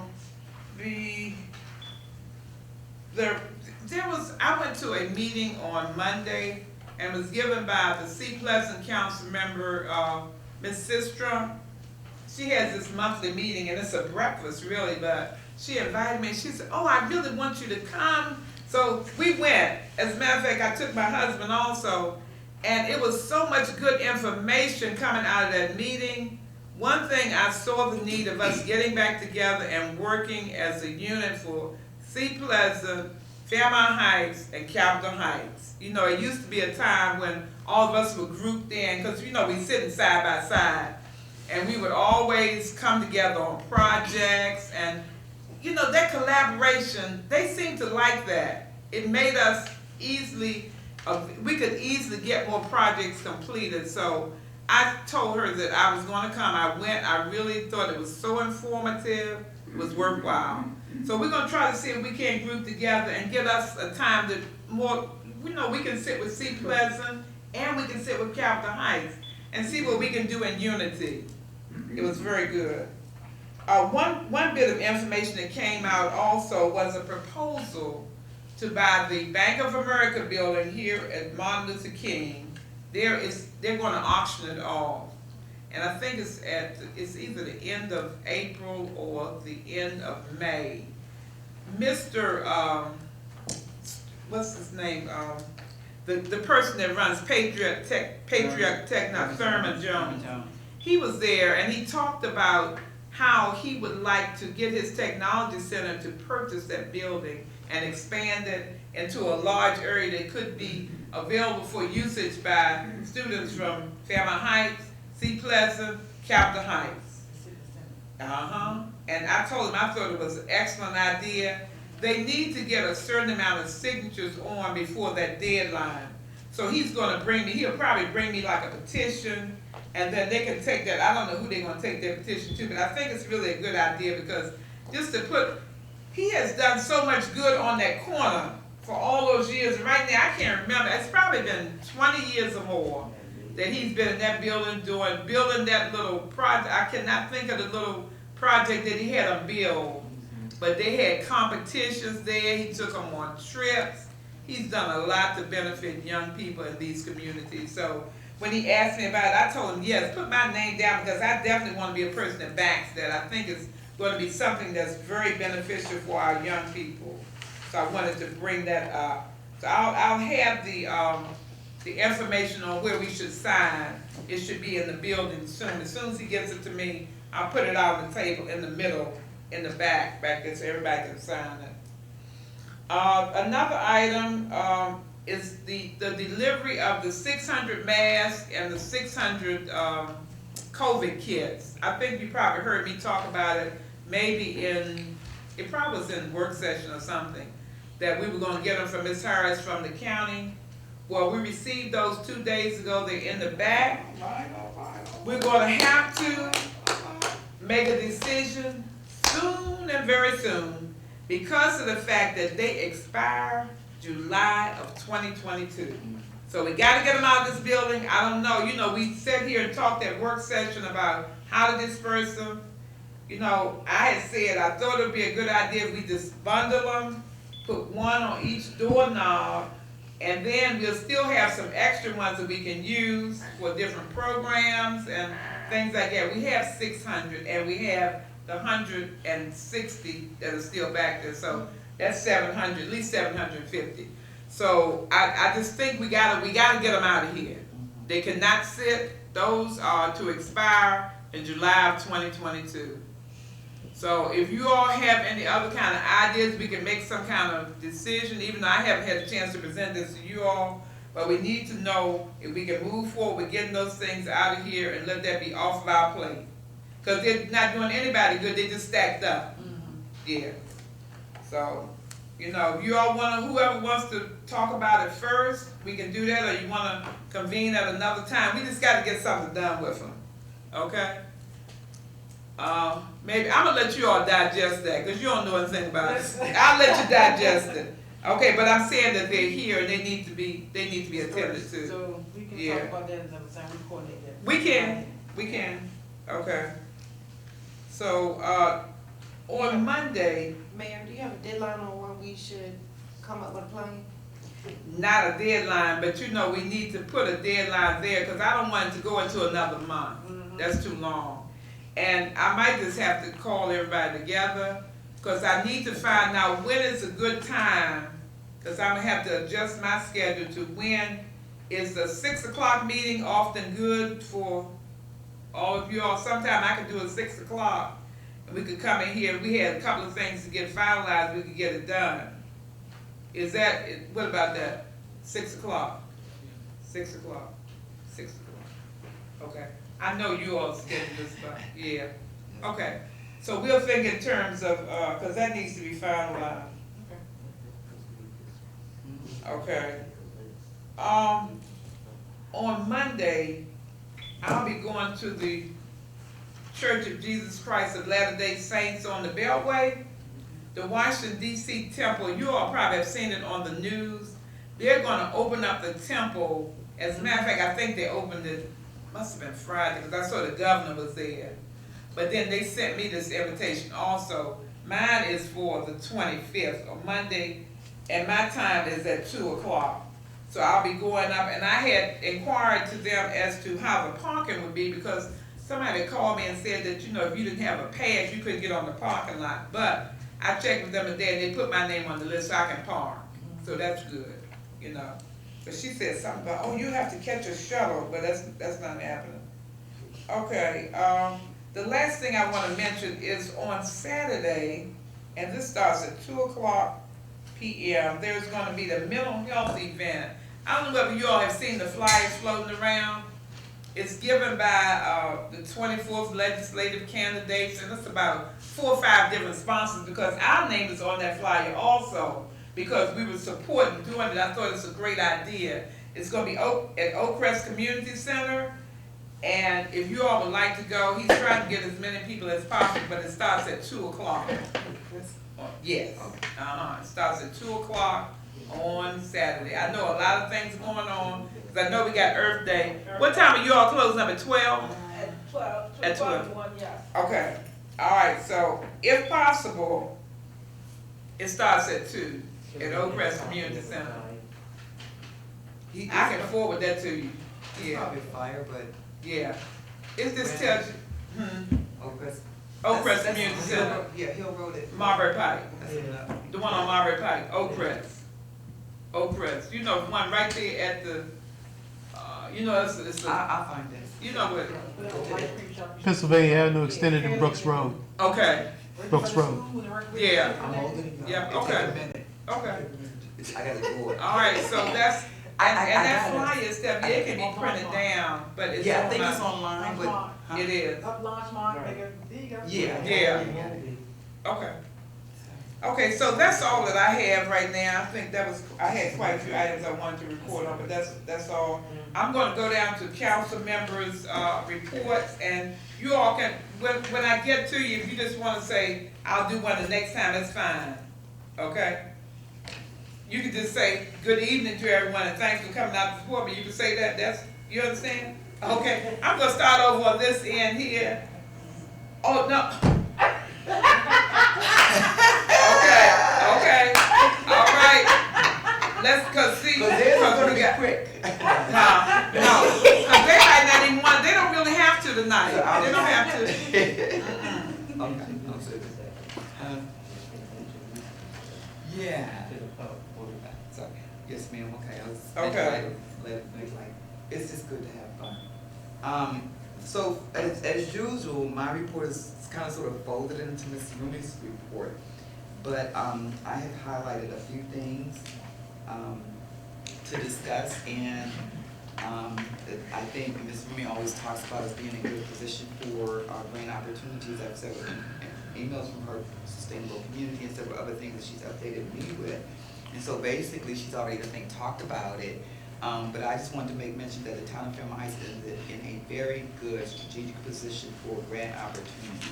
Having said that, the 4.4 acres is like the top priority on the economic development committee's agenda, and in that we are discussing branding the community. For example, we always refer to that project, that property as a 4.4, and that is not a name.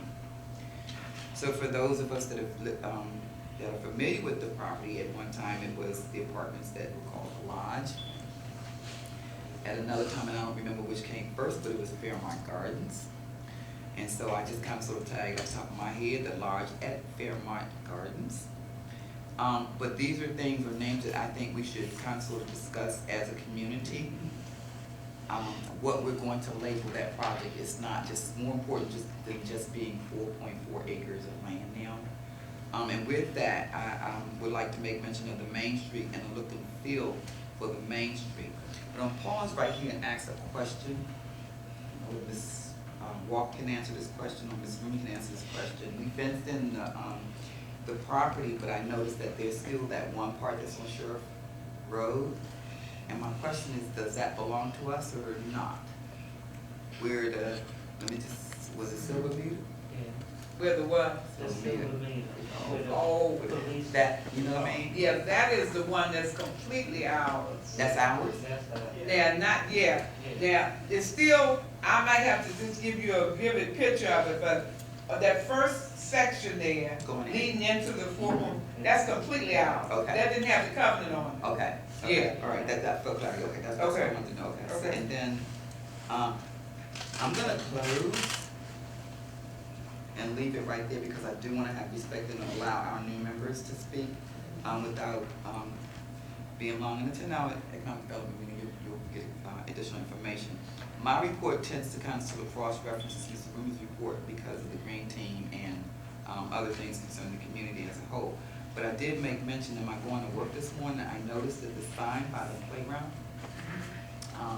at Sheriff and Addison Road, if you come in, not leaving, but if you come in other words, if you come down Addison Road coming into Fairmount Heights or turn off of Sheriff Road into Addison coming into Fairmount Heights, there's a sign there at the playground, at the bus stop that says, adopted by the Civic, it's a road adoption, the Civic Association in town of Fairmount Heights. And there's another one that says, speed camera, speed enforcement, which is, there's no speed camera here. So that is like a little tag, and it either needs to be taken down or, and Mayor mentioned Ms. Walker, and took out it, speak away. We had mentioned the, changes, we had mentioned changes in the speed cameras and what we could do, and I was just saying that there's a sign, at the entrance of Fairmount Heights up here that says speed cameras, and we really don't have any. So I don't wanna say remove it, but I do wanna say it's there, saying that. Okay, and that is something that caught my eye, and I wanted to make mention to Mayor and Council, as well as, if you didn't hear this part, the sign says that the road, Addison Road, from that point, I don't know to what extent, is adopted by the Civic Association, meaning Civic Association, who has changed to the Citizens Association, has a responsibility of keeping that thoroughfare normally cleaned up with litter and stuff like that, and I don't think that's the case, or maybe they're not clear, but the sign is there saying that the Civic Association adopted that portion of Addison Road. So just something that caught my eye, I thought was worth mentioning. Madam Mayor, I'm not gonna go too far into this, but, we had a couple of things on the work session that did not enter into the, town meeting, not that it required a decision. But one of the things that, Councilmember Wood Dawson was concerned with the building opening and the building rental, and we did clarify that in the civic, in the town, the work session. And there was also, not for the sake of conversation, but I do want to say this, the clerk of the council was mentioned.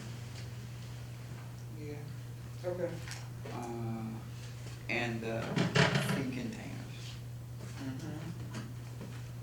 Okay. So that would become old business in the Yeah. next discussion. I just want to say, because it did come out in this meeting, I get to make note of it.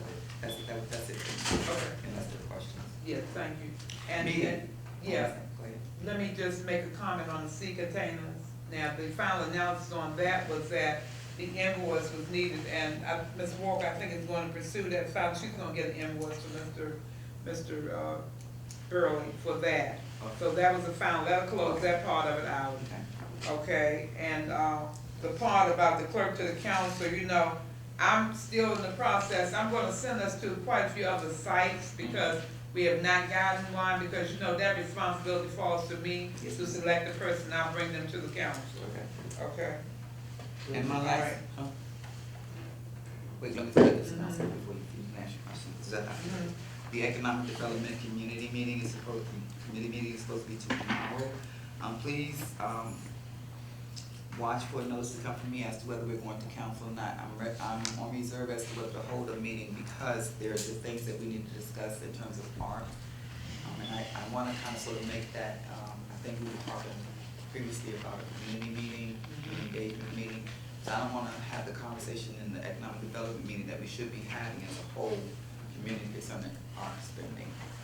So I think I'm considering counseling until we have that, community meeting, you know, as a whole, for those expenses, or to decide what it's gonna be spent on. Then we can move forward with the economic development initiatives, because it's applicable. That's it. Okay, all right. Thank you very much. Councilmember Wood Dodson? Yes, the bazaar that was downstairs, as far as the giveaway, there'll be another. Councilmember, your Oh, man. you can't hear me? I can do mine. They're on the line, they might not be able to hear you. Wait, Can you hear me now? Could you hear me at first?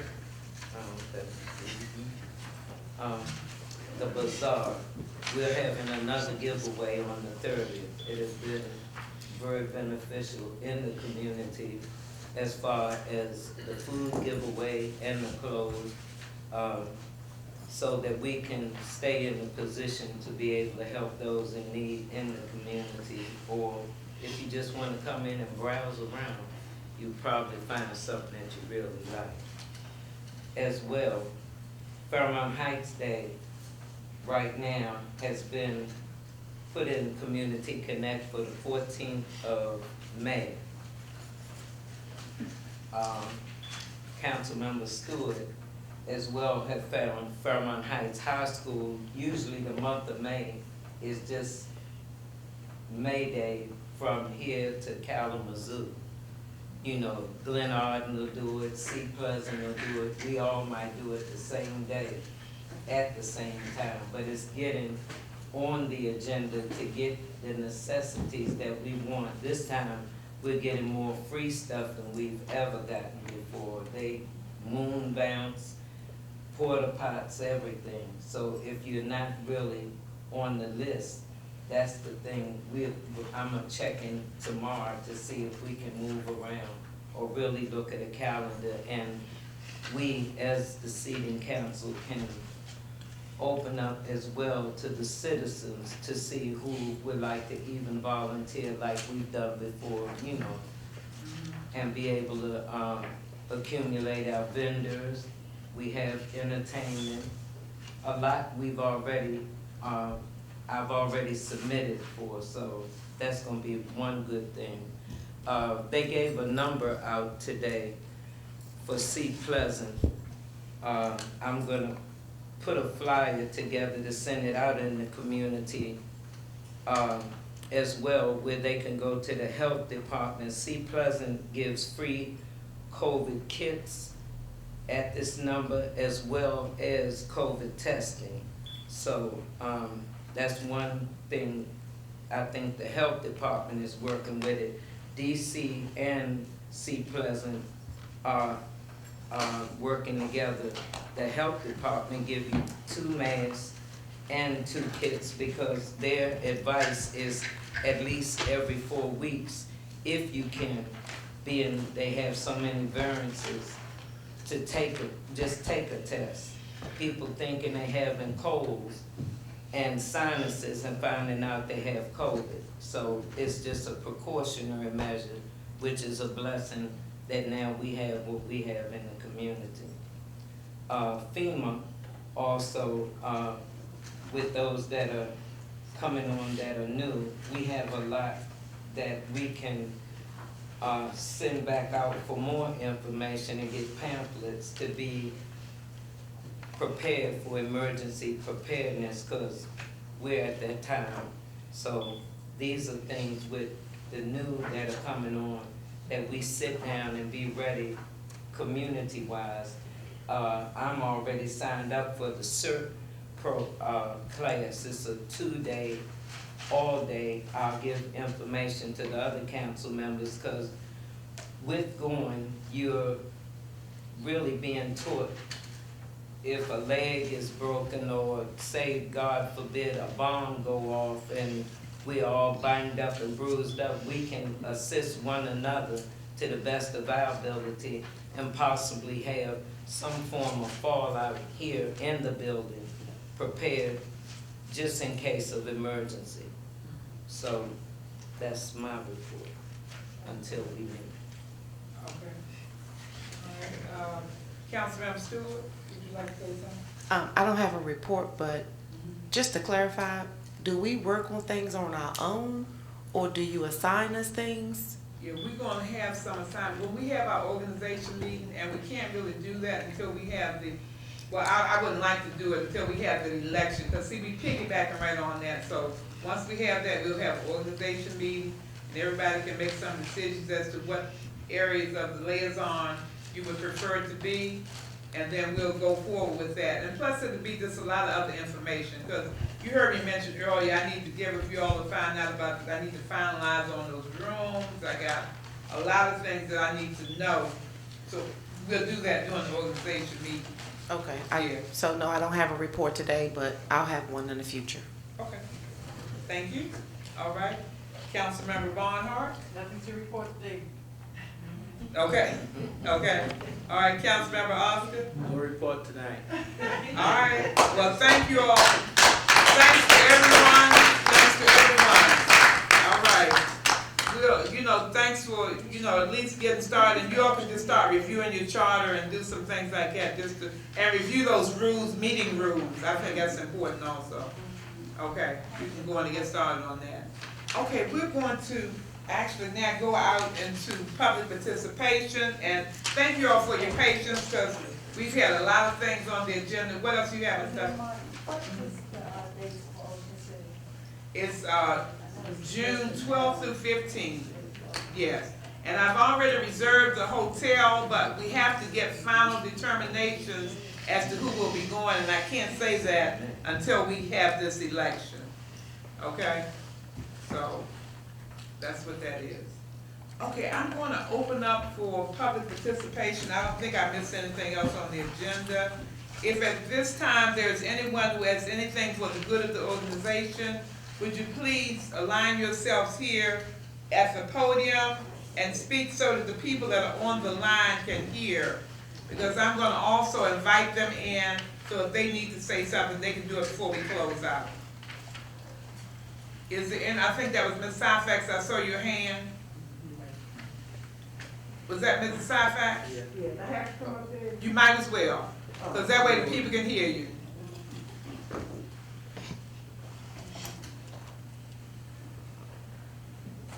Okay, good evening, everyone. I have two things. The first thing, we were very successful with our recall, and we have a new council, great. But the recall was brought about because of a lot of problems, and I just think that hopefully before the organizational meeting, that maybe an ad hoc committee could be appointed of citizens that, that participated in the recall and, council people. But the recall petition itself listed a number of reasons that the 4 council people needed to be recalled. And instead of using the town meeting time, work session time, I mean, Councilwoman Wood Dodson was really, under attack by the people that we recalled, and she got a lot of penalties, and like with Lieutenant Ivy, we found that the town manager, just as simple as that. But these people that we recalled refused to allow the charter and what we have in place as to how we operate to actually happen. So I'm recommending, Mayor, that quickly a group be put together that can look at all those documents and include Ms. Dodson and anybody else that's interested in putting this to rest, because we had that recall to move forward. One of the things that happened to Ms. Councilwoman Wood Dodson was that they decided she was not going to get paid for working as a council person. And how in the world in America does everybody not get paid the same thing for the same work? And we the voters voted her in with a certain stipend, and they come up with some dumb rule. But anyway, I think that should happen. The next thing, I would like to, you had mentioned that HIP says that there are not a lot of applications for the $600,000 in funding for people to improve. You said that there weren't applications? That wasn't the same thing. The $600,000 was in reference from Housing and Community Development, the Circuit Rider Program. They have received that amount of funding for that. No, but I thought you earlier had mentioned something about Mr. Rumi, she said that people have not been applying Yeah. for the HIP project. The $650,000 came through something called neighborhood, something design, it's an acronym, NED. And so what we were finding out that, and it came about because there are a number of houses still along 60th Place that could stand some new windows, sprucing up, painting in, improvement of sidewalks, et cetera, et cetera, et cetera. And so what I'm saying is we're not getting a sufficient number of people to spend the money.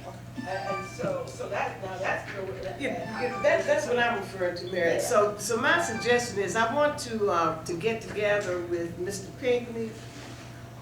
I'm the chair of the Blight Removal Committee of the Citizens Association. I want to get together with you and Mr. Pinckney, and I think that if we if we tie code enforcement to the availability of funding to resolve some of the issues, because I'm on 60th Place, right across the street from me, my neighbor has a two-car garage that's leaning like this. And we just have a lot of situations, and we have the funding, but we have to all work together. So I just want to just throw that out there, that I would like to get together with Mr. Pinckney and anybody else that's interested in working on that, and just work out something where we can just, like we did with the recall petition, just go out and door knock and talk to people, let them know that we want a more beautiful Fairmount Heights, and this is an opportune time for everybody to, as much as possible, comply with the code. So I just wanted to say that, and hope that we can resolve a lot of problems with the recall by getting a group of citizens together to come up with recommendations and to look at all the things, so we don't have to spend any more of our valuable time on that, because you all have indicated a lot of funding opportunities. The council needs to be engaging in a vision for, like somebody mentioned, a 5-year plan. So we don't need to just cherry pick, we're gonna do this lot, or that we need to do a vision so that our grant applications incorporate that vision and also reflect the community. So thank you very much. I'm gonna get busy. I hope that we can improve, getting in touch with people at the town hall. But I'm really gonna try to start working on this.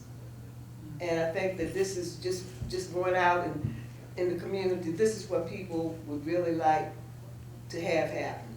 Thank you. Thank you. Okay, who was it? Council member, former council member? Citizen. Okay, all right, you can come to the podium. Good evening, everyone. All right, good And evening. I want to say congratulations to our new council.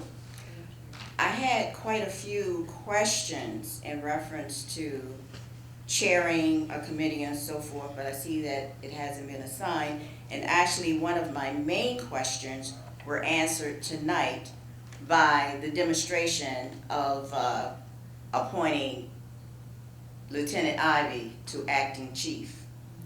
So that demonstrates that you as a chair, you will have no one-on-one personal responsibility to the employees of the town. I also want to go into when you all were talking about the 85th anniversary. I too would like to see an audit done in reference to where the monies went as well. But I would also like to see an audit done on any and all reimbursements to all council members, current and former, who received reimbursements for $1,000 or more. Thank you, and again, congratulations to you guys and much success. Okay, thank you. All right. Was there any, I think Mr. Halls, did you want, could you, or you could get a mic there if you don't want to come forward. You can come on up. It's just that, I'm just asking a question. We talked, I think y'all talked back in March about the alleys being cleaned up. Whatever came on that? Okay, I will have the comment, now, Mr. Pinckney, and the final word on it, I think, was, you might have heard him say that we were in the process of getting bids. The treasurer is here. I don't know what the status is of the alley cleanings, because I think at one time, Ms. Walker, can you address that, the alley cleaning? Yes. So we do have a proposal out for cleaning not all the alleys, cleaning the alleys that have been identified. And so far, we have 2 vendors that have responded to the proposal to clean the alleys that have been identified.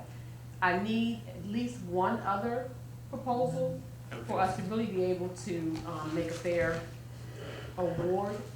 And the bids have been slow coming in. One of the things that Ms. Ping and I have talked about is possibly doing this in phases, because it seems like the vendors are, well, not it seems, they are responding that it's just more work than what they can commit their crews to at one time. So then that comes into trying to figure out which alleys we would address first. Because if you say we're gonna do this one and someone says, well, why not this one? But right now, I'm just trying to get enough bids so that when I sit with the council, we will have, adequate bids to look at. And if I can meet with you afterwards, just to be sure that whatever area you're referencing has been identified. Because if we've missed the area, we need to identify that area. Okay? Yeah, because I don't know whether yours is on the list. Because yours would be the 60th Avenue. Right, 61st, Yeah. 60th Avenue. Where, can you give me the beginning and ending locations It's of it? on Foote Street. So Foot, It goes from Foote to Eastern Avenue. yeah, no, not, I don't remember That that wasn't on being there. I don't think it Foot was on to there. Eastern Avenue. I don't Right, remember that. It's right being- down Foote, it's Okay. right down Foote Street, and it goes to 60 Foote. It goes straight to Eastern Avenue, the back way. So Mayor Martin, and again, I don't know the town like you all do. Is there any possibility that we started at a different location and went to Eastern Avenue, or would it have definitely been Foote Street? This Foote Street to Eastern, we did not. that's Yeah, not I on don't think that was on the list. I don't. I really Can don't. y'all put it on the So, list? yeah, I think that's a possibility. So we need to pull Mr. Pinckney in. Like I said earlier, he's not here tonight because he was ill, but Well, actually, Yeah. it'll fall on me. So He knows about it. okay, He does know. okay, Okay, all right. so I'll put So, that. I'm happy to see you all come Not this Foot evening. Avenue, Foot Thank Street. you all for coming. Eastern Avenue. So, You're welcome. okay, Well, thank you. all right. Mr. I don't wanna call names. That vendor has not submitted a proposal. Okay. Okay, and along those same lines, you know, we have the issue with the tree behind, the Uck family's house. You know, we have that just came in, I think, Sunday. So, correct me if I'm wrong, if that happened, I don't know what day it happened, but the message came to me. I haven't been handling that, my husband was Okay. handling that. The message came to me on Sunday in a text message. Yeah, okay, so we That is have that, something that we can talk about, as a council. yeah. Okay, I have a question. yes. Hello, All right, my name's Brianna White. I live on K Street. And, you know, as the summer is coming near, I know in the past, the police department has had, you know, some problems, some very public problems. But, you know, just in terms of the experiences on my street, in terms of prostitution, drug use, you know, I would like to know a little bit more about a short-term plan for the police. I understand that we're just getting an interim chief, but I would really like to know more about what we are doing in terms of a budget to kind of fill out these officers, and also in terms of community outreach that isn't necessarily the police. If you all have a budget for that, I would really like to know a little bit more about that if possible. okay. That's not a problem, Okay, not a thank problem. What we would do is actually send your request.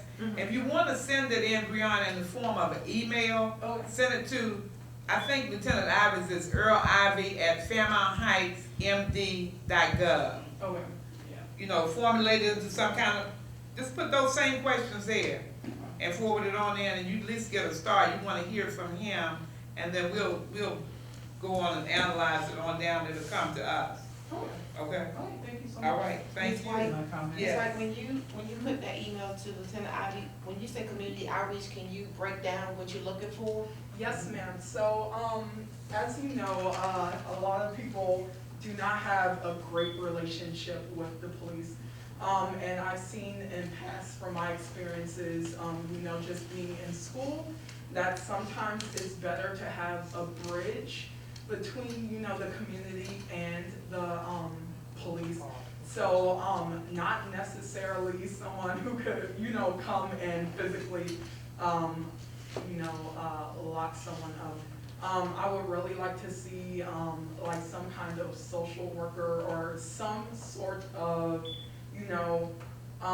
counselor, someone with, the correct decision-making skills and experience to deal with some of these things. Because not all the time we need someone to, come and lock someone up, but I do know from personal experience on my street what I've seen in the summer. We need a lot more of, just, I'd say, patrolling and other things of that nature, if that helps out. Okay, Thank you. thank you. All right, Can I say? yes. On that, I think, Ms. White, I think the start was, thank you, Councilwoman. I think the start was appointing a police chief to now be in position to build a police department, but that was lacking before. And I just want to make that point, I think that's the start to address your concerns. What comes after that, I think, would be on the onus of chief, I agree. And his plan strategically as a whole, mayor and council towards the community, and that's a good suggestion, so. And I wanna go back to, because this ties into the committees, and what the mayor said about not entertaining those committees that we have in place, right now, because that may change per, the direction that we're going in. I have another question, I'm sorry, but who would be hiring the police officers? Because, obviously, in the past, we've had some very, explicit, actions with police officers in our town. So who would be in charge of that? That would be the chief. No, that would be the Yeah. Okay. So, actually it goes back, that's the reason why we're starting this process now with Lieutenant Ivy and getting him to that point. But in order to build it, they've given us this advice from our insurance company all the way down. You have to have a good chief in place, and it funnels down to how these officers become a part of your township or part of your area. So that's the way that works. Yeah. But like I said, shoot him that email and send him some of those same concerns, because he, let him respond back to you, and then he'll bring it over to us, and we'll kick it on down the road and see how we can actually get it. Because I think this might be the beginning of something great, and we're looking at the money that's going to be processed through from the governor. We need to find out how we can tap into that and see that they're going to be able to see that we have a great need. We have a great need. He said he wants to give it out. Let's try it. Yeah. Okay. All right. Was there anyone else? I think I need to go to the line though. Is Mrs. Gladden on the line? Can she hear me?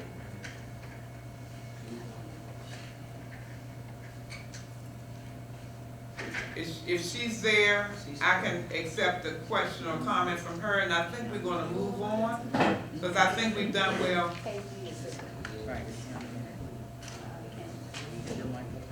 Ms. Gladden? Yes. Mayor Martin's Okay. asking if you'd like to ask a question or make a comment. Oh, yes, I put a question in the chat. I put 2 questions in the chat. Thank you. My first question was, will the candidacy night be on Zoom and Channel 11 tomorrow? How is that set up, Ms. Tucker, for candidates night? Are they going to put it on Zoom? See, the Board of Elections would have to answer that for you, Ms. Gladden, and Ms. Shelton was here, but she's gone. I don't know whether they plan on doing that in person only. I don't know, because basically, they have the option to set it up whichever way they would like. I guess we have to verify. Because we need to get with the supervisor of the board and let him make the decision how they're going to do it. Yeah. Okay, thank you. So this wasn't in the chat, but just to piggyback off that same question, is there going to be something similar to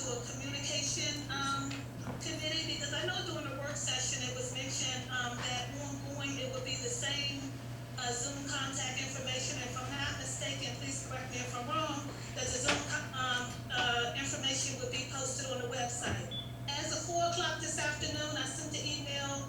The meeting, information is posted on the website. The Zoom information is not. Flyers didn't go out for this, so as we know, we always have the same group of attendees at the meeting. But how are members of the community going to be made aware of not just the regular town meetings, but the contact information if we're going to be using Zoom in any other meetings that the town is having? If we're looking to grow, our town and looking to grow community input, how are we reaching, the community members? Yeah. You're right. I'm going to let Mrs. Sarumi make a comment on that, Mrs. Gladden, as far as the website is concerned, as to the process to notify everyone. We always have a certain amount of people that we know we need to notify in time for the town meetings and the work sessions. But as far as the update on that, the agenda update and the Zoom and whatever our method is going to be of communicating. Right, as far as the website, what is updated on a regular basis is the calendar. That's what she's referring to, it's on the calendar. Okay, then one more question. This question is directed at Ms. Susan, if she's still available. Regarding her report about the printing expenses, was that report inclusive of ink replacement and paper costs? Because as we know, ink for commercial printers or any printers, ink is a huge expense. So I wasn't clear if the report you gave on the expenses included ink and then paper costs. Okay. Let me ask, the treasurer is still here. Was the cost that was quoted for the printer, for the, making the flyers, did that include the ink? Did that include the ink? Uh-huh. No, it does not include the ink. Okay.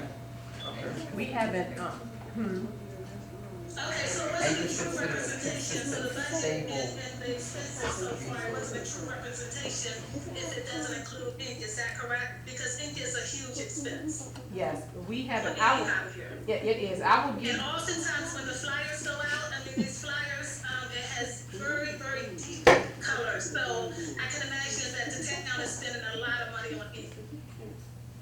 So I will give you the cost that we have spent for ink. We have not overspent our number of images for black and white or for color, but you're talking about just the cost for the cartridges themselves, and I will, look at the cost for the cartridges. But I'm pretty sure they are free, but I will make sure. I'm pretty sure that the cartridges are included in our lease, but I will make sure. Thank you. Okay. I'm pretty sure they're included. Okay, I don't, hold on for a minute, Brandon.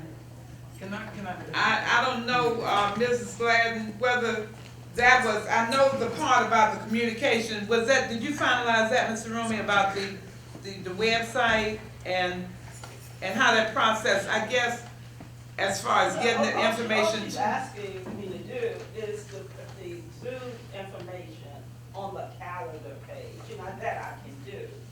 So, Okay. and I'll do that. And the other thing I want to say, in terms of, to make things easy for communication, and I said this many times to Ms. Tucker, the process, if the mayor council, if you know your agenda, you should know your agenda a week in advance. As soon as I receive the agenda, I can post the agenda on the website. The minutes come after the process, but at least all the citizens would have handle as to what the agenda is, and that information will be placed on the agenda. I'm sorry, on the agenda, the information, the Zoom information. Okay, so we'll continue to use the website as a method of notification. Okay, did you hear that, Ms. Gladden? Yes, I did hear it, yes. Okay, all right. Thank you. All right, thank you. Oh, and then one more question, I promise to be quick. So even with the notifications that go out, this is just a general question, is this information approved? Because oftentimes when the flyers go out, the information is, inconsistent, and just for example, even on News Channel 11 tonight, before the meeting started, it said the meeting was being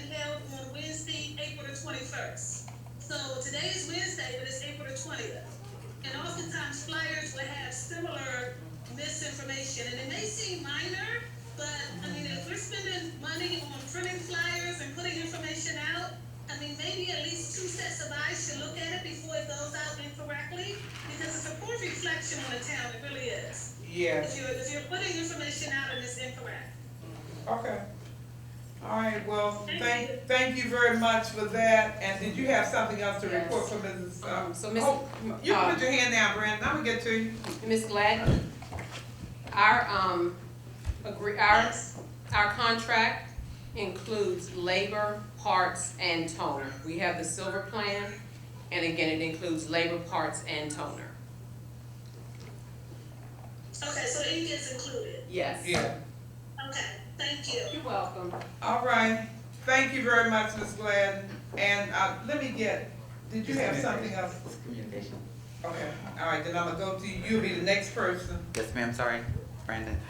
Ms. Gladden, I just wanted to say, to add to communication, I said this before, and I add because you mentioned, communications and, lack of communication going out. In terms of the Zoom meetings, the town has a Zoom,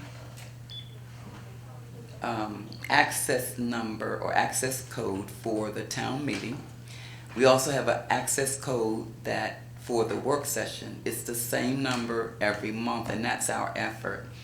This evening, the difference is that Mr. Gray is using his. To fix it for me, I'm making the recommendation, have in the past and still continue to make the recommendation that when a flyer goes out, when an agenda goes out, anything that's posted, whether it be a work session or not, that those numbers are included in every publication just about that we send out, so that people can become familiar with the same number for whatever applicable meeting it is, and I think it would cut down confusion. So that when you do tune into a meeting, you already know that this number is for the town meeting and this number is for the work session and or special meeting. Those meetings are already set up from now or a couple of months before up until December. We have eliminated, prior to a couple of months ago, there was an issue with the conference call and not being able to hear. I think we've done better with that. So I just ask as we implement, we don't have a chair of a communication right now, but as we implement and make those corrections that you are noting and others have noted, be patient with us because we are working on fixing it and making it a universal effort to communicate with the community.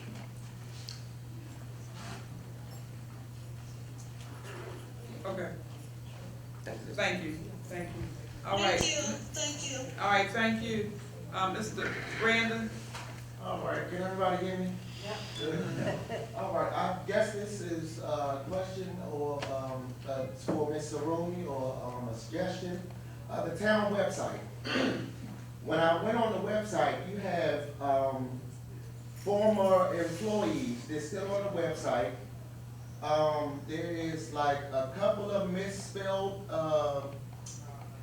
I guess, words on like paragraphs when you actually read through, when you actually sit and take time and skim through it, you know, try to get information, you be like, huh, what is it? And then you have to try to make out what it's saying.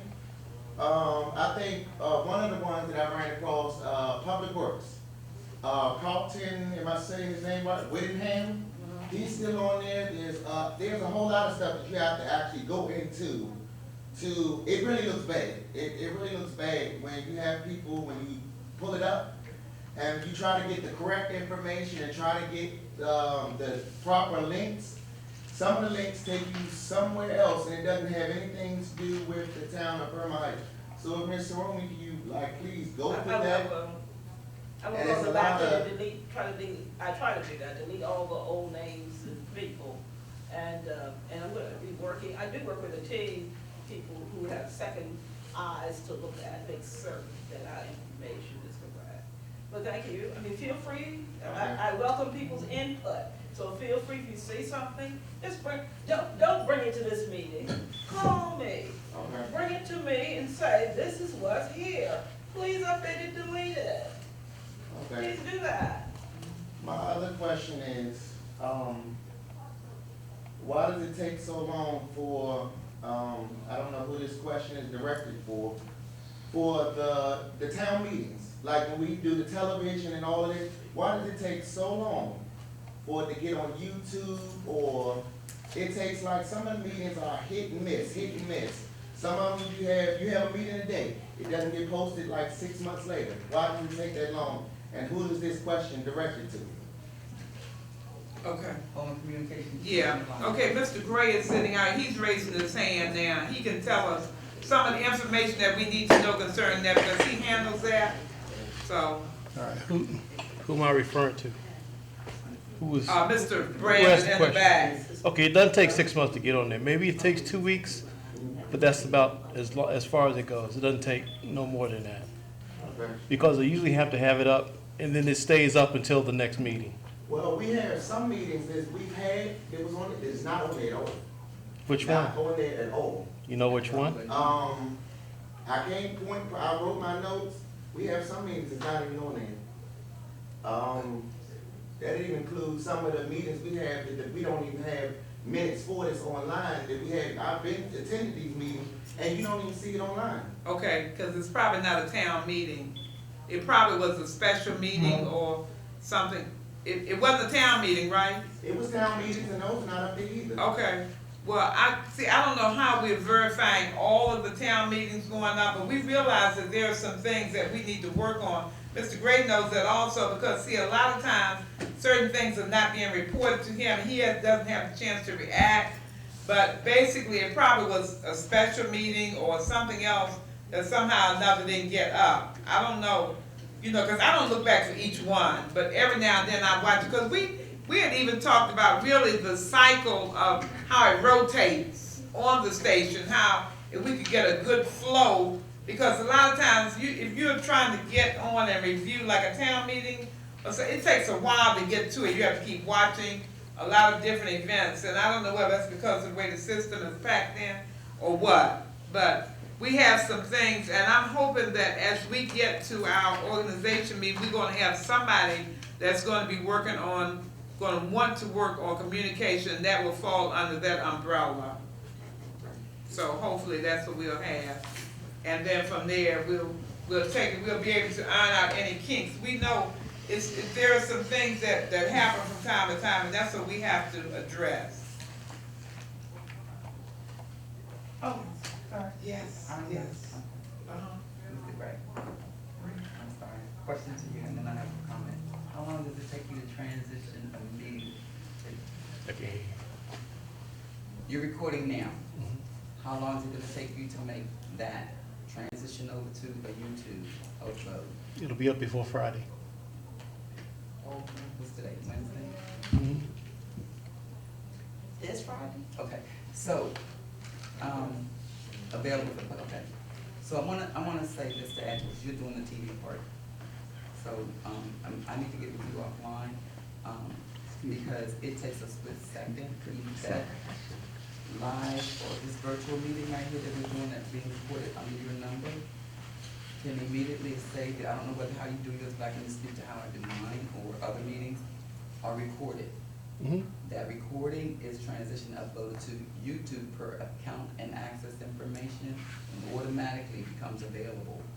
I think the issue is that like a work session probably is not uploaded because I think the majority is relying on you to do it, but it doesn't. I don't get the work session up. I wasn't finished. Yeah, I don't get the work session I wasn't info. finished, sir. Huh? What I'm saying is that it's a problem because you don't do the work session. So you do this meeting, and I think when you do have the information, you are transitioning, but you don't always have. You don't have the work session. You don't have the special meetings, so that's what I'm saying. What I'm saying is, outside of the TV and Channel 11, if this were the work session is being recorded virtually, the minute the meeting is over, it can be uploaded to YouTube. I'm 40 years IT, and I know what I'm talking about. It's not that difficult. It's just that it's not being done. But I do want to end this comment by saying, whatever meetings we have, we cannot upload it to YouTube because you have the Fairmount Heights channel and the access code. Yeah, but not okay, yeah, I can go with that. So all we have to do is just give the information to you, and you can upload it, or we need the information to upload ourselves. I think that fixes it, because you're not here for the work sessions, or the special meetings, or, some things we may do for Arthur. Anytime it's recorded in a nutshell, Madam Mayor, this is what I'm saying. anytime a meeting is recorded virtually, it can be uploaded to YouTube instantly. When we left our last meeting, Ms. Tucker was waiting for the meeting to finish uploading. That meeting, our work session should now be available for public view. Are you saying to YouTube or are you saying to Facebook? Because I don't think there's a connection between Hold on. Let me between the get two. to it, sir. That live meeting can be clicked on, the whole time we're recording virtually, we can be recording live. But Fairmount Heights got 2 YouTube pages. A whole slew of communication issues that we have to work out, but we can go live on Facebook the same way that we're virtually recording right here, and you're doing the TV station. Yeah. Yeah. Yeah. But No, it's you said YouTube, and there's no connection between Zoom and YouTube. Because Facebook has it might have, I don't know, does it have one now? No, what I said was recording uploaded, not live. Right. And you can do it live. Oh, recording upload, okay. You can do it live YouTube. Yeah. Yeah, you can do it live YouTube, you can do it live Instagram. Again, off the line, that's offline conversation. Okay. That's fine. All right, well, I think at this point, if there is no other citizen participation, then I will accept the motion for adjournment. And, I get a second on that. It's been properly moved to second that we adjourn. All in favor?